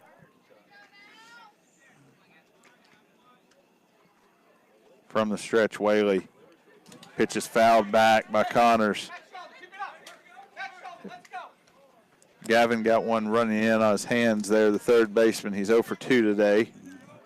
And Connors' dad is giving him some batting instructions on keeping his back shoulder up. 0-1 pitch, high and in from Whaley.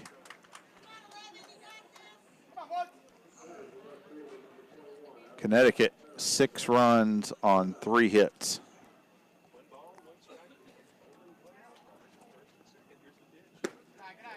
That's going to be a called strike over the outside half.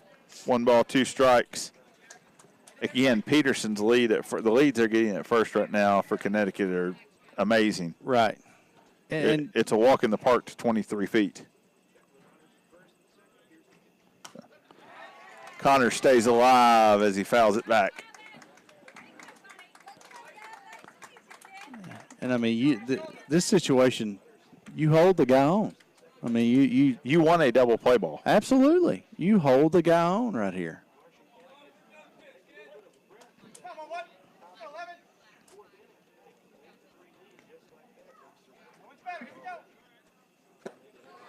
And Connor swings through it. Grubbs looked at first, thought about throwing behind Peterson. Held on to it. 2 outs. I believe if it went ahead and let it go, he could have hit Connors with it, and he might have got an interference call. Brian Vanderhave, the first baseman, steps in 1 for 2 with a single. And that's going to be a called strike.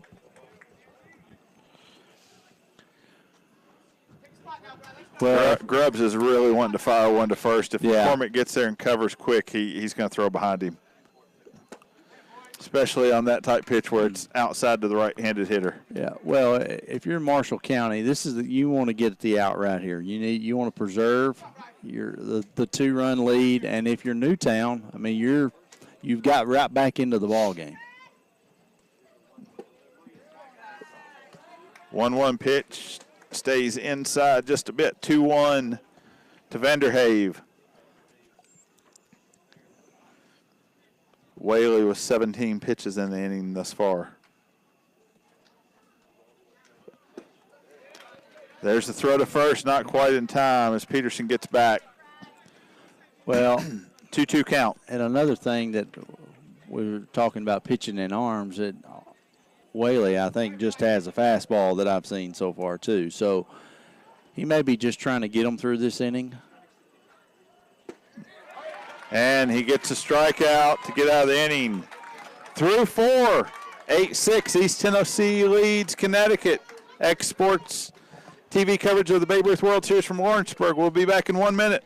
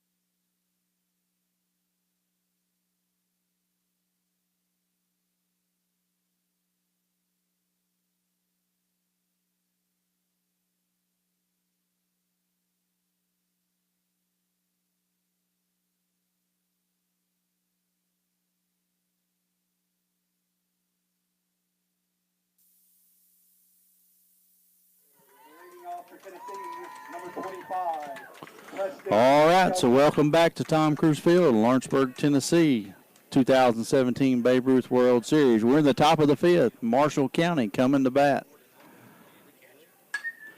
Dan Mason comes back out for his first full inning of work.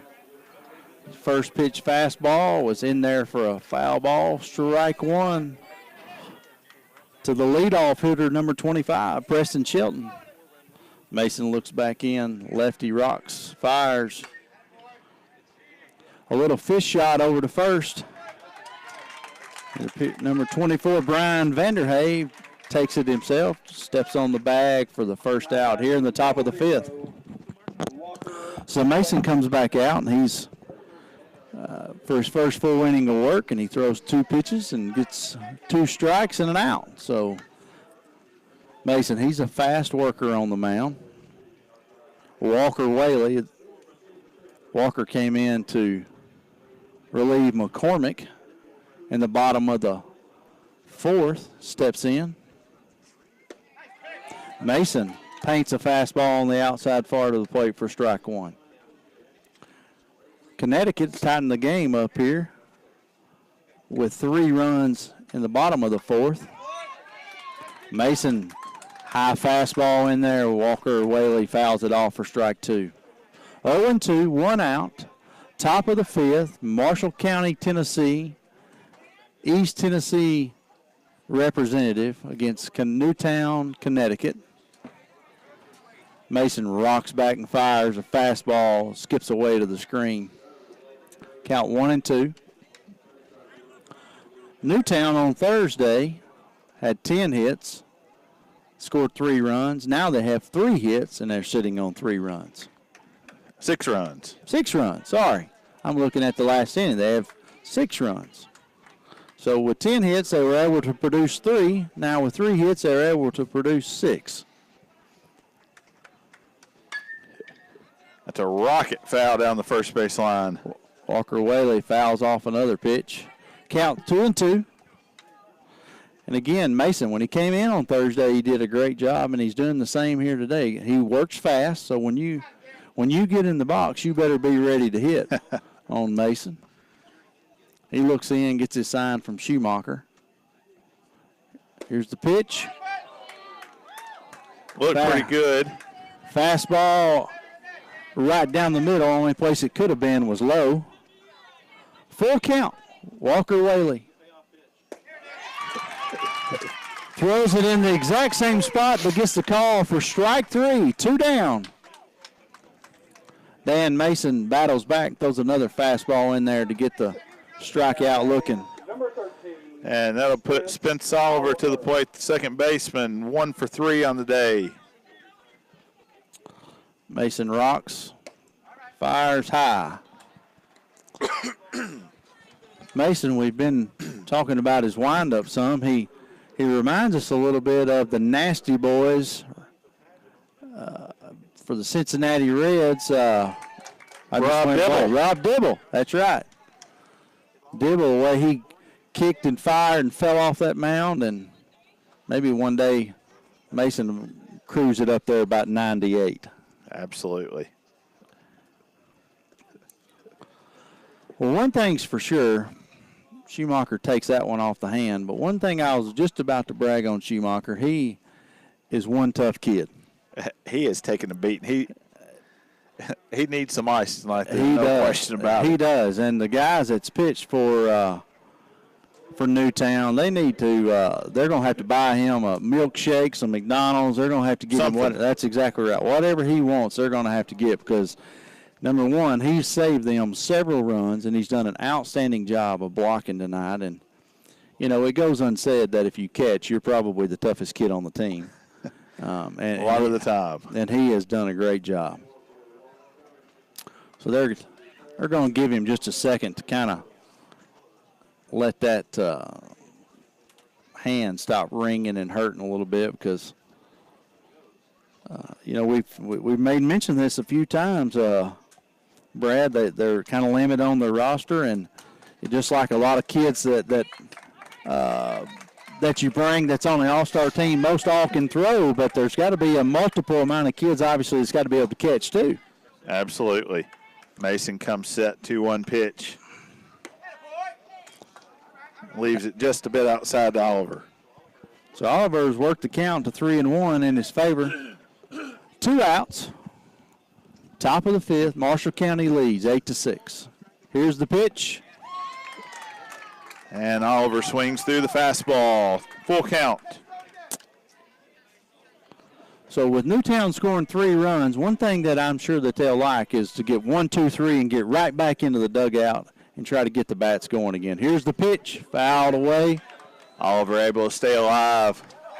Count stays 3-2. But Mason's done a great job as he's come in, but Newtown has got a little momentum going back again there. I'm sure they'd love to get 3 up, 3 down and come back in and get the bats going again.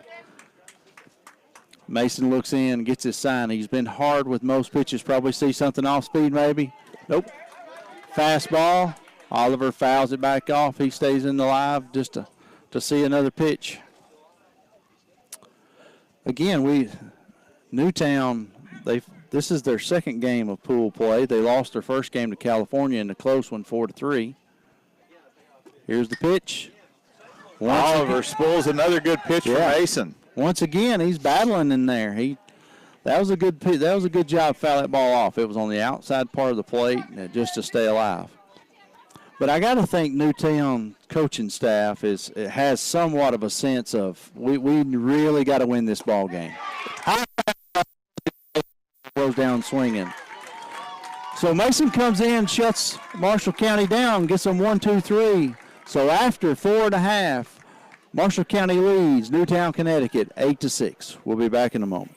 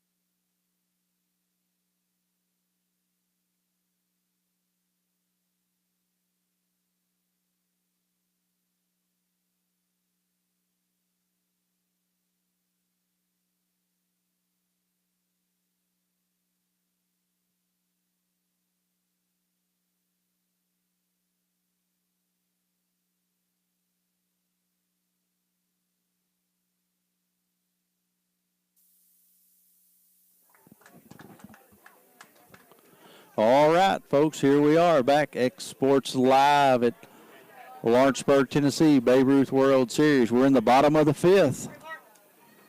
Mark Leonardi leading off for Newtown, Connecticut. First pitch from Walker Whaley is a fastball tap foul by Leonardi, 0-1. So in the bottom of the 4th, Connecticut started the inning trailing 8-3, and they got 3, and they got back within 3. So we're trying to get some more right here to get back closer to that lead. Whaley fires a fastball on the inside part of the plate, go up 0-2. Leonardi's 0 for 1. He's had a walk and struck out looking. Here's the pitch. Foul ball shot to the right side, headed toward Denver Trap Field, where Lawrenceburg, Tennessee is playing Wisconsin. Last we heard, it's in the 5th, and Lawrenceburg has a 4-1 lead. 0-2. Here's the pitch. Fouled straight back. Leonardi hanging tough. Whaley has come out in the 6th inning, pounding the zone. Yeah, and we were talking just a second ago, Brad. I don't know that we've seen him throw anything other than a fastball. Maybe, it's all about location. That's right. And there it is. He paints the corner with a fastball. Leonardi goes down looking for the second time of the game. So Walker Whaley comes in on his first full inning and strikes out the first hitter, 1 away. Coming to the plate now is the catcher, James Schumacher, we can't brag on this kid enough for the job he's done behind the plate. It's going to be interesting to see if he can go ahead and swing with that left hand where he took the ball off of it a minute ago. Takes a fastball high. You know, the pounding that catchers take day in and day out is just, it's unbelievable that they can play every day. Especially at the big league level, when they play every day, 9 out of 10 days in a row. Schumacher fouls it off his foot, 1-1 count. Looking to get something started with 1 out in the top of the 6th for Newtown. Well, and again, they're just trying to get something started and get some more runs here. Another fastball on the outside part of the plate. Walker Whaley has found a little bit of a groove now, found the zone, found the release point. One of the things I like is he's getting the ball down. Count 1-2. Schumacher looking back. Foul ball off the butt of the bat. It may have caught his hand also, but it's still a foul ball. Whether it catches it, I'm not sure. I don't know how you get away with that, Brad. I don't know about that. Well, typically you're going to see a home plate umpire ask for help from the first base ump on that. The ball shot off pretty good. It caught some of the bat. Yeah. At minimum, either that or Schumacher is made of granite. That's one right. of the two. I mean, it doesn't really matter if it hits him. If it hits the bat, it's a foul ball. It's that simple. But there's no argument from Marshall County, and Schumacher's on board with 1 out. That's exactly right, and that brings the tying run to the plate. And quickly it gets to 1-1 as Paget comes to the plate. Joseph Paget, who started the game for Newtown, Connecticut. And it's a high chopper to shortstop. Quick flip over to second for 1. Paget legs it out, and that's all that they'll get. Good job by the middle infielders getting the lead runner. They had no shot at Paget. Yeah. The ball wasn't hit hard enough with his speed. And Shelton made a good play there. He was charging the ball hard. He caught it on a short hop, made a good flip, made sure of 1, like you said. And number 32, Jack Mulligan. so Jack Mulligan steps in to pitch hit for Patrick Hurley.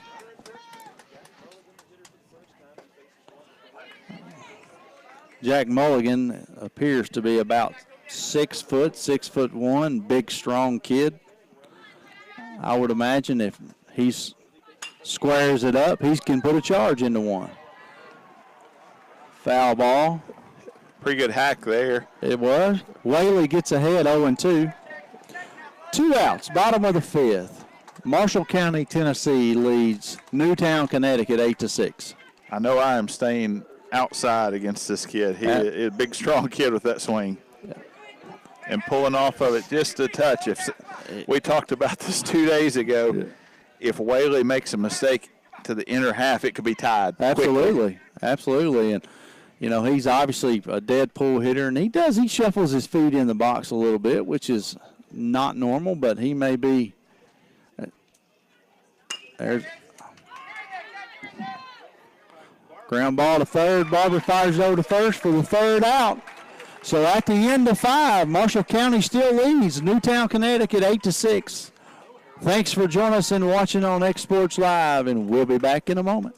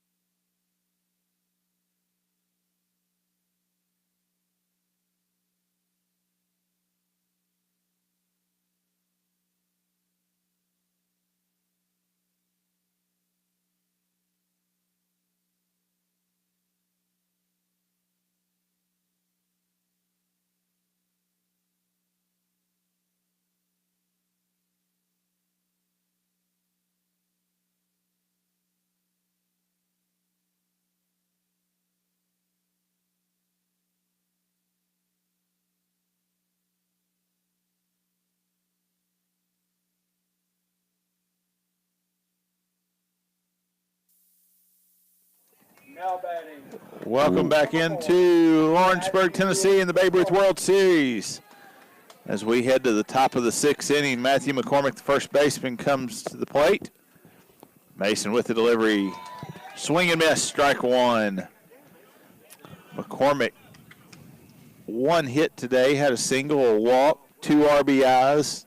Nice day for McCormick at the plate.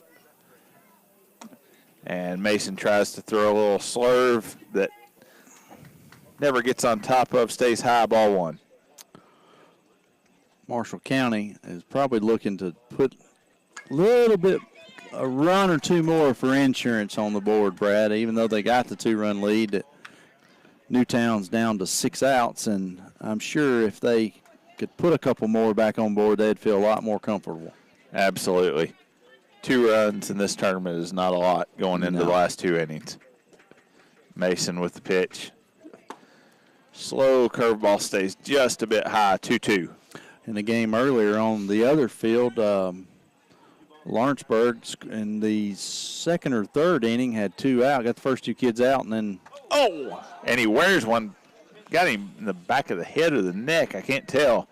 Obviously no ill intent there as Mason just lost control of the pitch. Might have gotten the shoulder. The helmet came off as well. We thought it hit him in the head at first, but appears to have gotten him in the left shoulder blade and ricocheted up into the helmet. Yeah, I think that's what happened. I think it hit his shoulder, run up the back of his neck, and knocked his helmet off. And Mason throws pretty hard, so it wasn't a floating curveball that hit him. Not at all. That was a fastball, and it just came out a little awkward from him. Glad to see McCormick up walking to first. Yeah. McCormick, leadoff walk, brings Zachary Graves to the plate, the left fielder, 2 for 2. He's got a single, a double, 2 RBIs on the day. Yeah. With a walk, been on base 3 times. He started the game pitching. He's had a great day at the plate. Out in front just a bit as Mason took a little off that pitch. And I think if I'm Marshall County, Brad, I think I'm going to push the envelope a little bit here. I'm going to do, whether it be bunt, hit and run, I'm going to do something to try to get some things going. I want to put some pressure back on Newtown. I'm trying to get some more runs. Because, again, they're 0-2 in the tournament. For them, this is a must-win. And, Connecticut's 0-1, and Marshall County being 0-2, they have no choice but win. That's correct. And it's a lazy fly ball to the first baseman, Vanderhave. This happened the other night. Who puts it away. We talked about it. A pop-up to the first baseman, to the infield. The runner never leaves. I'd have Olay dropped that one. I'd have tagged the bag, and I'd have got me too right there. Absolutely. That's one of those, if you fail, your coach may have to have his foot surgically removed from you, though. That's exactly right. But at the same time, when you do that, the guy that didn't run it out at first, that's where the trouble comes. That's correct. Austin Grubbs, catcher at the plate.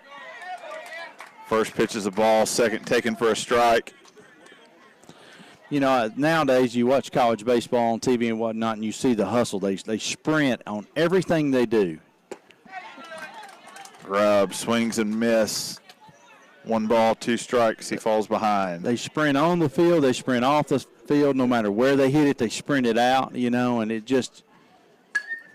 I love it. Oh, I do too. That's the way the game is meant to be played, exactly in my right. opinion. I mean, your job as a player is to play hard. And it doesn't matter the score. It doesn't matter the situation. Your job is to play and give 100% on every pitch. Absolutely. The 1-2 pitch from Mason. Grubbs swings and misses at the high fastball. 2 outs. And especially at 15 years old. Yes, World Series. Absolutely. That's right. Kind of a big stage that's for right. 15, just saying.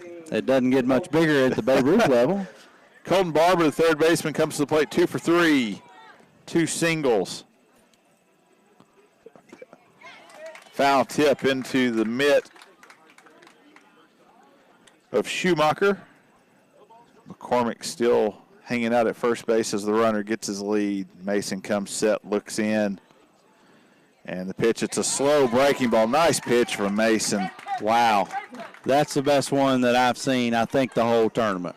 That was Kershaw-like, the bottom falling out of that one. That was a very nice pitch. Got Barber out on his front foot. Barber steps out, clears his head. He's ready to go. 0-2 count.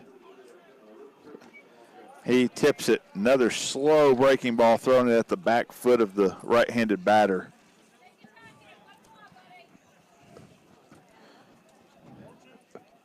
So you're sitting here in the top of the 6th inning. You have 7 hitter up. Do you put somebody in motion or let him swing? No, he goes. This guy, with 0-2, especially with him throwing those back-to-back breaking balls, well, he just came with a fastball. So if I'm sitting over there now, I'm for sure going to go right here. Got McCormick at first, getting a decent-sized lead. He comes to the pitch. He stays. Strike 3 as he swings through it. We head to the bottom of the 6th. 8-6 is your score. East Tennessee leads Newtown, Connecticut. This is the Babe Ruth World Series on X Sports TV from Lawrenceburg. We'll be back in 1 minute.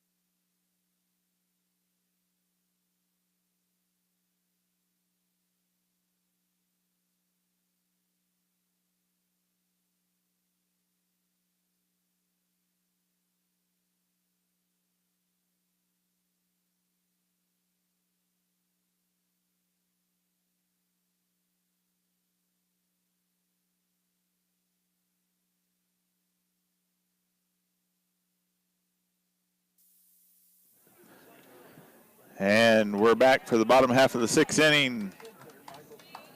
Whaley from the windup leaves it high. Michael Cotton, the second baseman, leading off the inning for Newtown.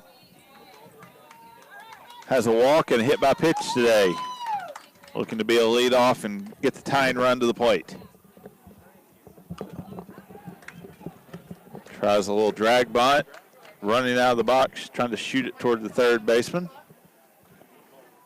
Goes foul, evens the count at 1. Well, Brad, they're trying to, obviously that Marshall County is going to have to go back through the heart of the lineup at least one more time anyway. So. Pitch is down, 2-1. This is an important inning for Newtown. I mean, you don't want to have to score 3 in the bottom of the last inning. If you can just get one, a one-run game is completely different than a 2-run game or a three-run game either way. But well, you get it to where one swing can tie it in the 7th. You can live with that. That's right. And it's ball 4 down low. Cotton draws a leadoff walk. He's been on 3 times today. That's going to bring Mason to the plate. Now batting, number 15, Dan Mason. Back to the top of the lineup.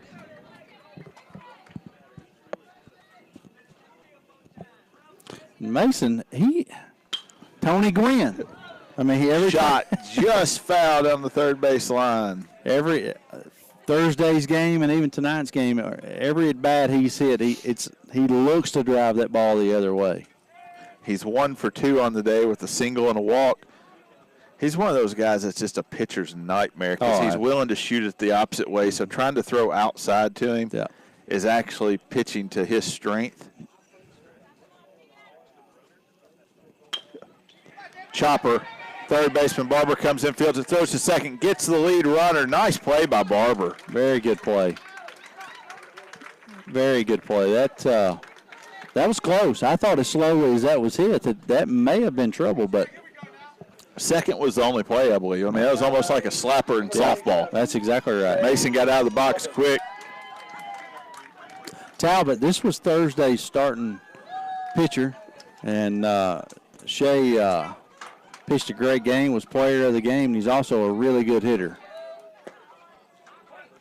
Strike over the outside corner at the knees to Talbot.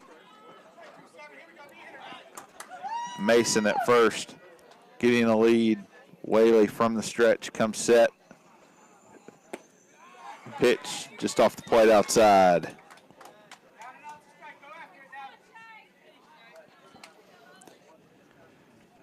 Grubbs is doing something I'm not familiar with doing with a runner on base, especially on first swing. Stretches his right leg all the way out. That is ripped.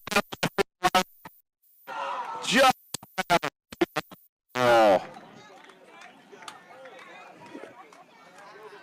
that's one of those pitches that if you're Whaley, you just hold your breath. And you remind yourself that it's just a long strike. Long strike, and I probably want to hit the outer half of the plate next time. That or I want to miss further in. Yeah, run it in on the knee, just off the kneecaps or get it out there a little bit. But inner half of the plate is not where Whaley needs to try to make a living against Talbot. Yeah. And he does indeed run it just inside. Yeah. Well, this is where, and not that you got to have, not that a fastball's not good enough, but here's where when you throw every pitch the same speed, you put yourself in a little bit of a bind. Because you don't slow the guy down or you can't speed him up. He's looking at the same speed. He's moving location. He's moving elevation as well to move his eyes some, but I completely agree. If he has an off-speed pitch, this is the time to throw it. 2-2 count. Yeah. And he throws the fastball down and in. Talbot swings through it. 2 outs. Well, he just proved to us how pitching is. Absolutely. And he is doing an outstanding job going up and down, in and out. An outstanding job. Shortstop Todd Peterson steps to the plate. 1 for 2 today with a walk as well. Right down Broadway with that one for a strike to start him off.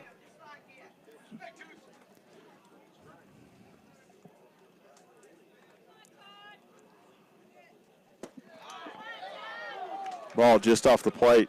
If I'm Newtown with 2 outs, Peterson at the plate handles the bat pretty well. I'm running if I see Grubb's right leg go out. Right now I'm running. You cannot push off of that and throw. And Peterson swings through it for strike 2.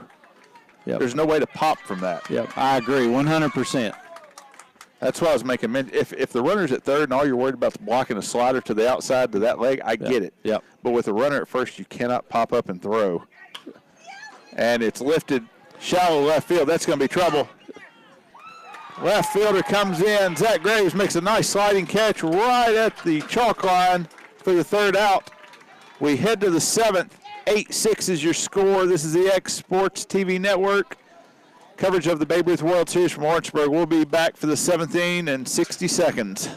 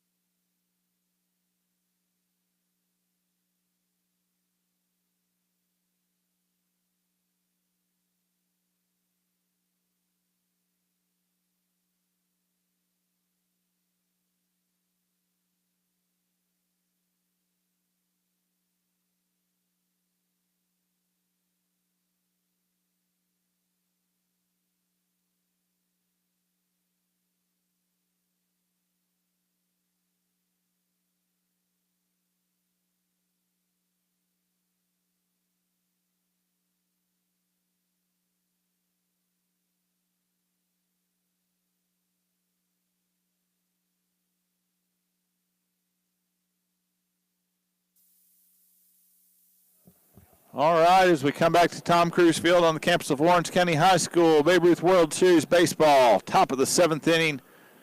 East Tennessee leads Newtown, Connecticut, 8-6. And we have number 24, Matthew Fuller, coming to the plate. The offering from Mason, high and outside, ball 1. In the first 2 games, he pinch hit about this time, and he did about the same thing, hadn't he? He hit 2 shots down the right field. Or one of them went through the first baseman's leg, correct. And then he hit another ball down the right field line. So that is correct. He's hit the ball hard twice to the right side. 1-1's the count. Strike 2 at the knees. Nice pitch from Mason over the outside part of the plate.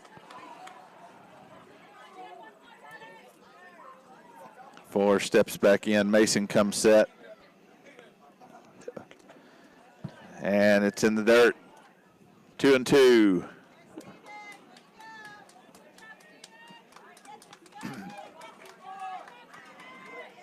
Schumacher's taking a beating. I don't have any problem with him not trying to get in front of that. No, not with nobody on. Let it go. That's right. Let the umpire block it. We've got ball boys back here for you. And that's a rocket foul down the right side from Fuller. Just a little late on the offering from Mason. Mason challenged him with a 2-2 fastball over the middle of the plate. Fuller got the barrel on it just a little late. Just a bit up and out. Fuller runs the count full. Looking to get on base as a leadoff hitter and start something for Marshall County in the top of the 7th. Well, Marshall County, I can assure you, they would like anything and everything they can get. And Fuller has drawn a base on balls.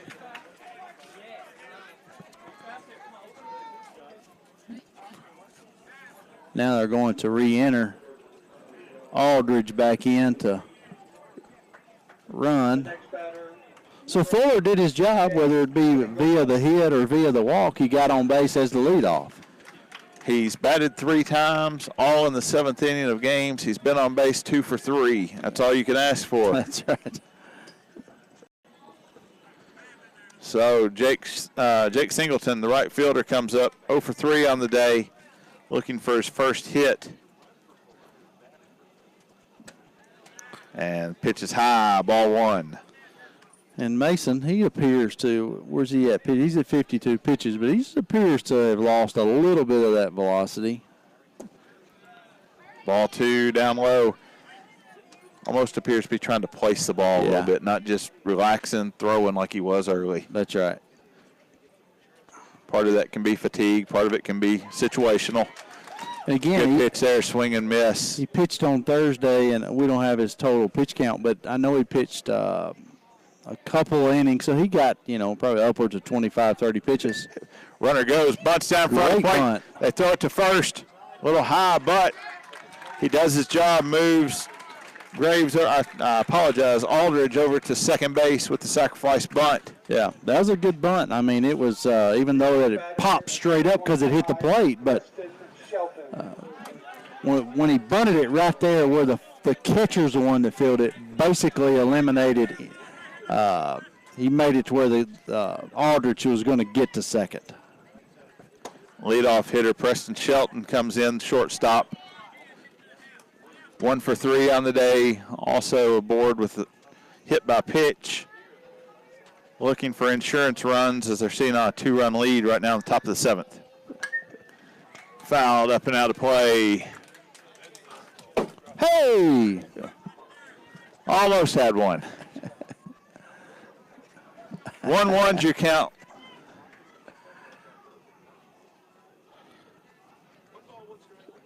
That one got in our booth here at club level. Little cue ball down the first base side, foul. Aldridge is getting a nice secondary lead out at second base right now. Anything in the outfield is going to be extremely tough to throw him out. Yeah, he's got it's automatic go. If it's through the infield, he's scoring. Chopper back at the pitcher. Mason fields it, throws to first. Aldridge awake, gets to third on it. And they had him dead. And the first baseman, Vanderhave, he was pointing him out, but Mason was locked in. He was going to get the out. Mason took the sure out. Yeah. I'm not going to argue with that. You've got 2 outs. Walker Whaley, the pitcher, comes into the plate. 0 for 2 today with 2 walks. First pitch just off the plate.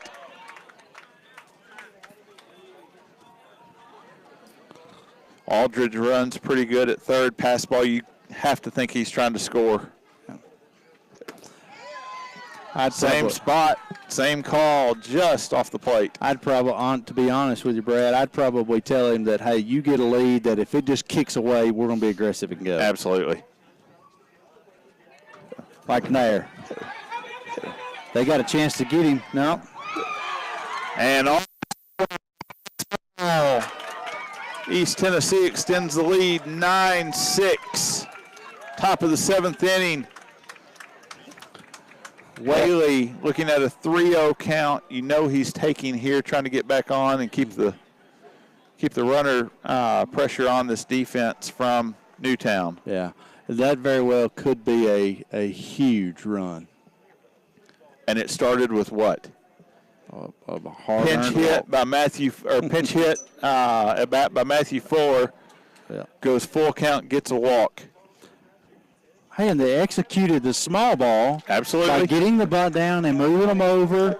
And Aldridge was he that's took right. third base off of that. You can't. Details matter. That's exactly right. The significance of small things in this game is what wins ball games. Spence Oliver at the plate. Hits it in the air to center field, right at Paget. I think he might have taken 2 steps forward. Catches it. And with that, we're headed to the bottom. Leads 9-6, Connecticut. 3 outs left. They need 3 runs. Exports Radio Network coverage of the Babe Ruth World Series. We'll be back in 30 seconds.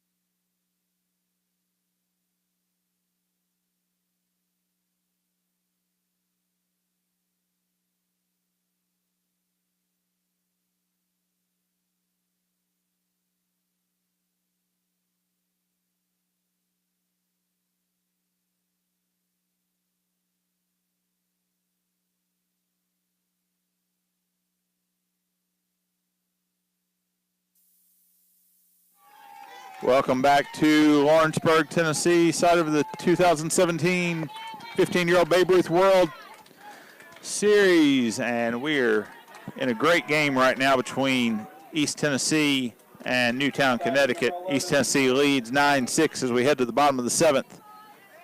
Gavin Connors will lead it off for Newtown. Whaley still pitching for the East Tennessee team from Marshall County. First pitch is down, ball 1 to Connors. Well, if you're Newtown, you need base runners. You got to be patient at the plate. You can't chase anything out of the zone. So however you find your way on, walk, hit batter, base hit, I mean, you got to have 3. So Ball fouled out of play quickly. 1-2 is the count.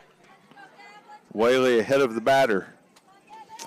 and at the same time, if you're Walker, Whaley, and Marshall County, you want to pound the strike zone. You want to make these guys hit their way on. Pitch is down 2-2. Absolutely. You have to make them earn 3 runs hitting it. Yeah. No free ones. Absolutely. And that's easier said than done. Sure it is. Pitch is a little down. Full count on Connors. Leadoff walks almost always score. In this age group especially, because double plays are so much harder to turn. Yeah. It's got to be a smash just about to have a double play in 15-year-old. That's exactly right. And it's foul tip. Connors stays alive. Whaley has been very effective with one pitch. We can't emphasize that enough. And again, obviously location is a huge thing, and he's kept the ball down very well, but he's still just throwing one pitch. There's a lesson to be learned there. There sure You is. don't have to throw 4 pitches and be able to throw all of them well. 1, maybe 2. Locate them and change in and out, up and down. Pitch just misses up and in. Connors good leadoff at bat for Newtown, draws a walk. Number 24, Brian Vanderhage. So he's aboard. That brings Brian Vanderhave, the first baseman, to the plate. 1 for 3 on the day. They need to get one more on, and the tying run comes to the plate.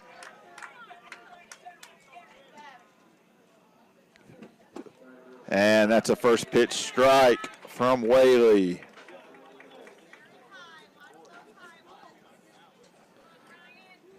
Depending how much Whaley holds the runner at first, if you could get a good jump and take the force play out, that wouldn't be a bad idea, but you have to have 3 runs, so you can argue it both ways. Yeah. Second pitch strike to Vanderhave. At this point, you're still trading outs for any runs or runners on base. And that is a called third strike to Vanderhave over the outside part of the plate from Whaley. And 1 away. And with his dad being the manager, for him to step in the box and take 3 fastballs and not get the bat off of his shoulder, you know that's not sitting too well. Whaley is just wearing out the black on the outside part of the plate to righties. Yeah.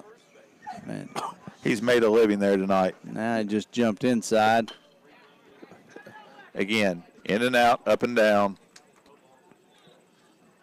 Missed the middle of the plate. That's exactly and right. That's effective. Quickly, 0-2 as that's dribbled foul down the third base line by Mark Leonardi.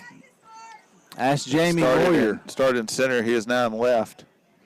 Jamie Moyer pitched in the big leagues till he was about 47 or 8 and when he finished, couldn't throw it over 72 miles an hour, but he could. Greg Maddox. Yeah. Chopped down the third base line, foul. The advantage Maddox had, though, was his ball seemed to vanish when it got up there. Well, so much movement. It only moved 10 to 12 inches every time he threw it, but at 83 miles an hour, 84 to a major league hitter, it was still very effective. Pitch slightly up, 1-2 count. But again, this is an example, even in a World Series tournament at 15 years old, if you can locate a fastball and call the right pitch sequence, it can be very effective. Yep. You don't have to throw 35 curveballs that stress your arm out. Mm-hmm.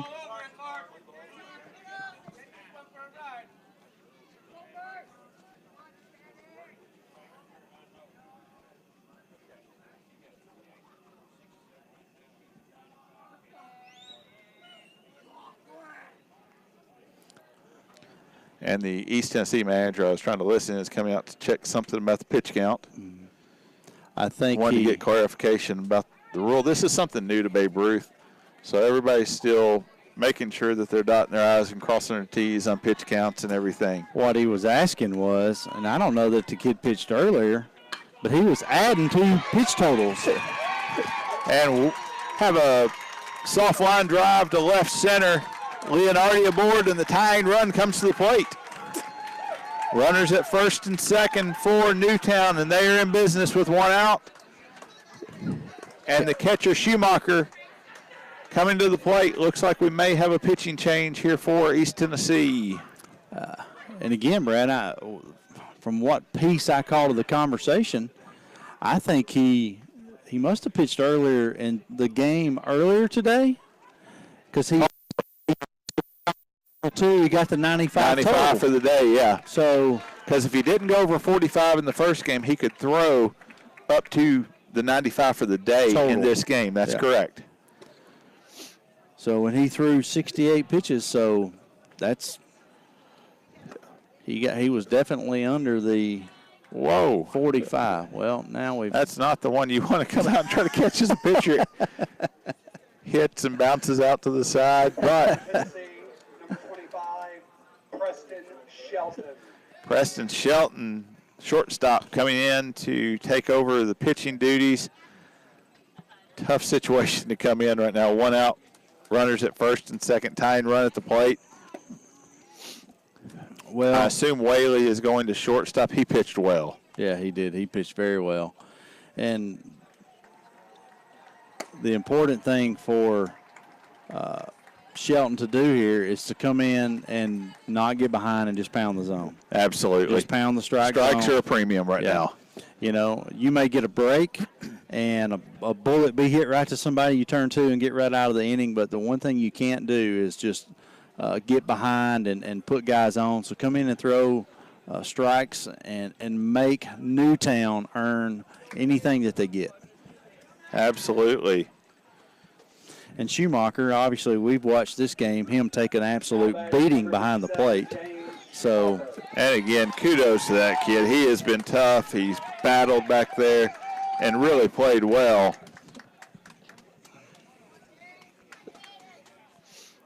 As a couple of the infielders for the East Tennessee team were taking a couple grounders with the pitching change and new positions there. They threw one into the dugout that about decapitated one of the coaches that was not looking, but pitch from Shelton.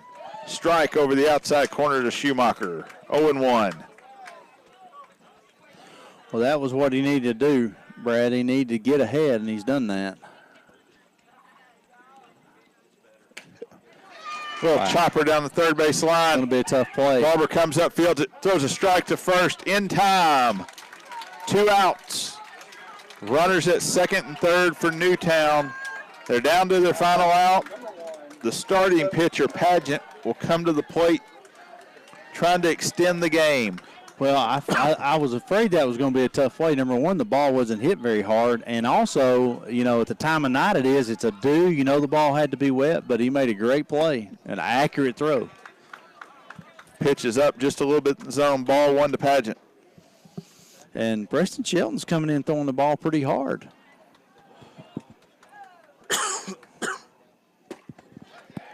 There's a strike from Shelton. 1-1 evens the count. And here's the importance we were just talking about of that run that scored a while ago, because a hit, they can still have a 1-run lead. Chopper to the right side. Second baseman fields it. Throws to first. And that's the ball game. East Tennessee, Marshall County, Tennessee wins by a score of 9-6 over Newtown, Connecticut. We'll be back in just a couple minutes with the players of the game, couple closing thoughts. This is X Sports TV from the Babe Ruth World Series in Lawrenceburg.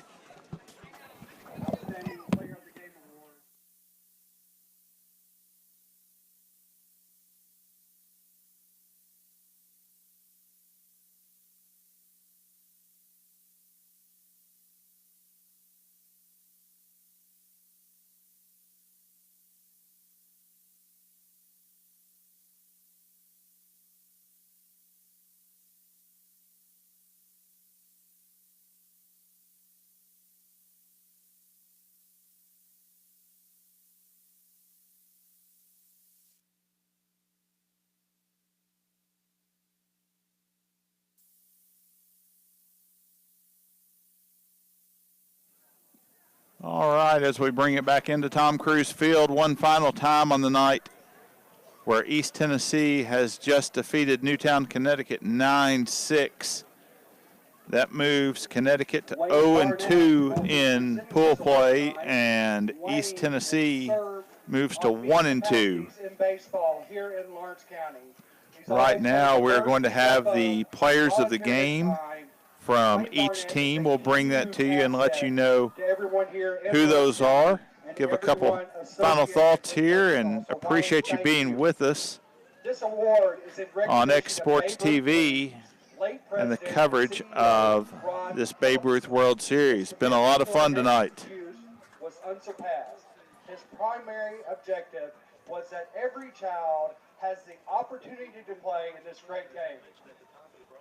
Our Ron Telephison, player of the game from Connecticut, number 15, Dan Mason. Dan Mason, number 15, is selected as player of the game from Newtown, Connecticut. Pitched well in relief, had a good game at the plate. Nice game from Mason. Congratulations to the young man. Number 3, Zach Graves. Zach Graves, player of the game for Marshall County, the East Tennessee rep. Well deserved also. Don't forget to come by, sign the books before. Thanks for tuning in to X Sports TV's coverage of the 15-year-old Babe Ruth World Series, where your final score is 9-6 in favor of East Tennessee over Connecticut. For Corey Rochelle, I'm Brad Nielsen, reminding you to join us tomorrow for our coverage on your home for the Babe Ruth World Series, X Sports TV. Until then, so long from Tom Cruise Field and the Babe Ruth World Series. Good night.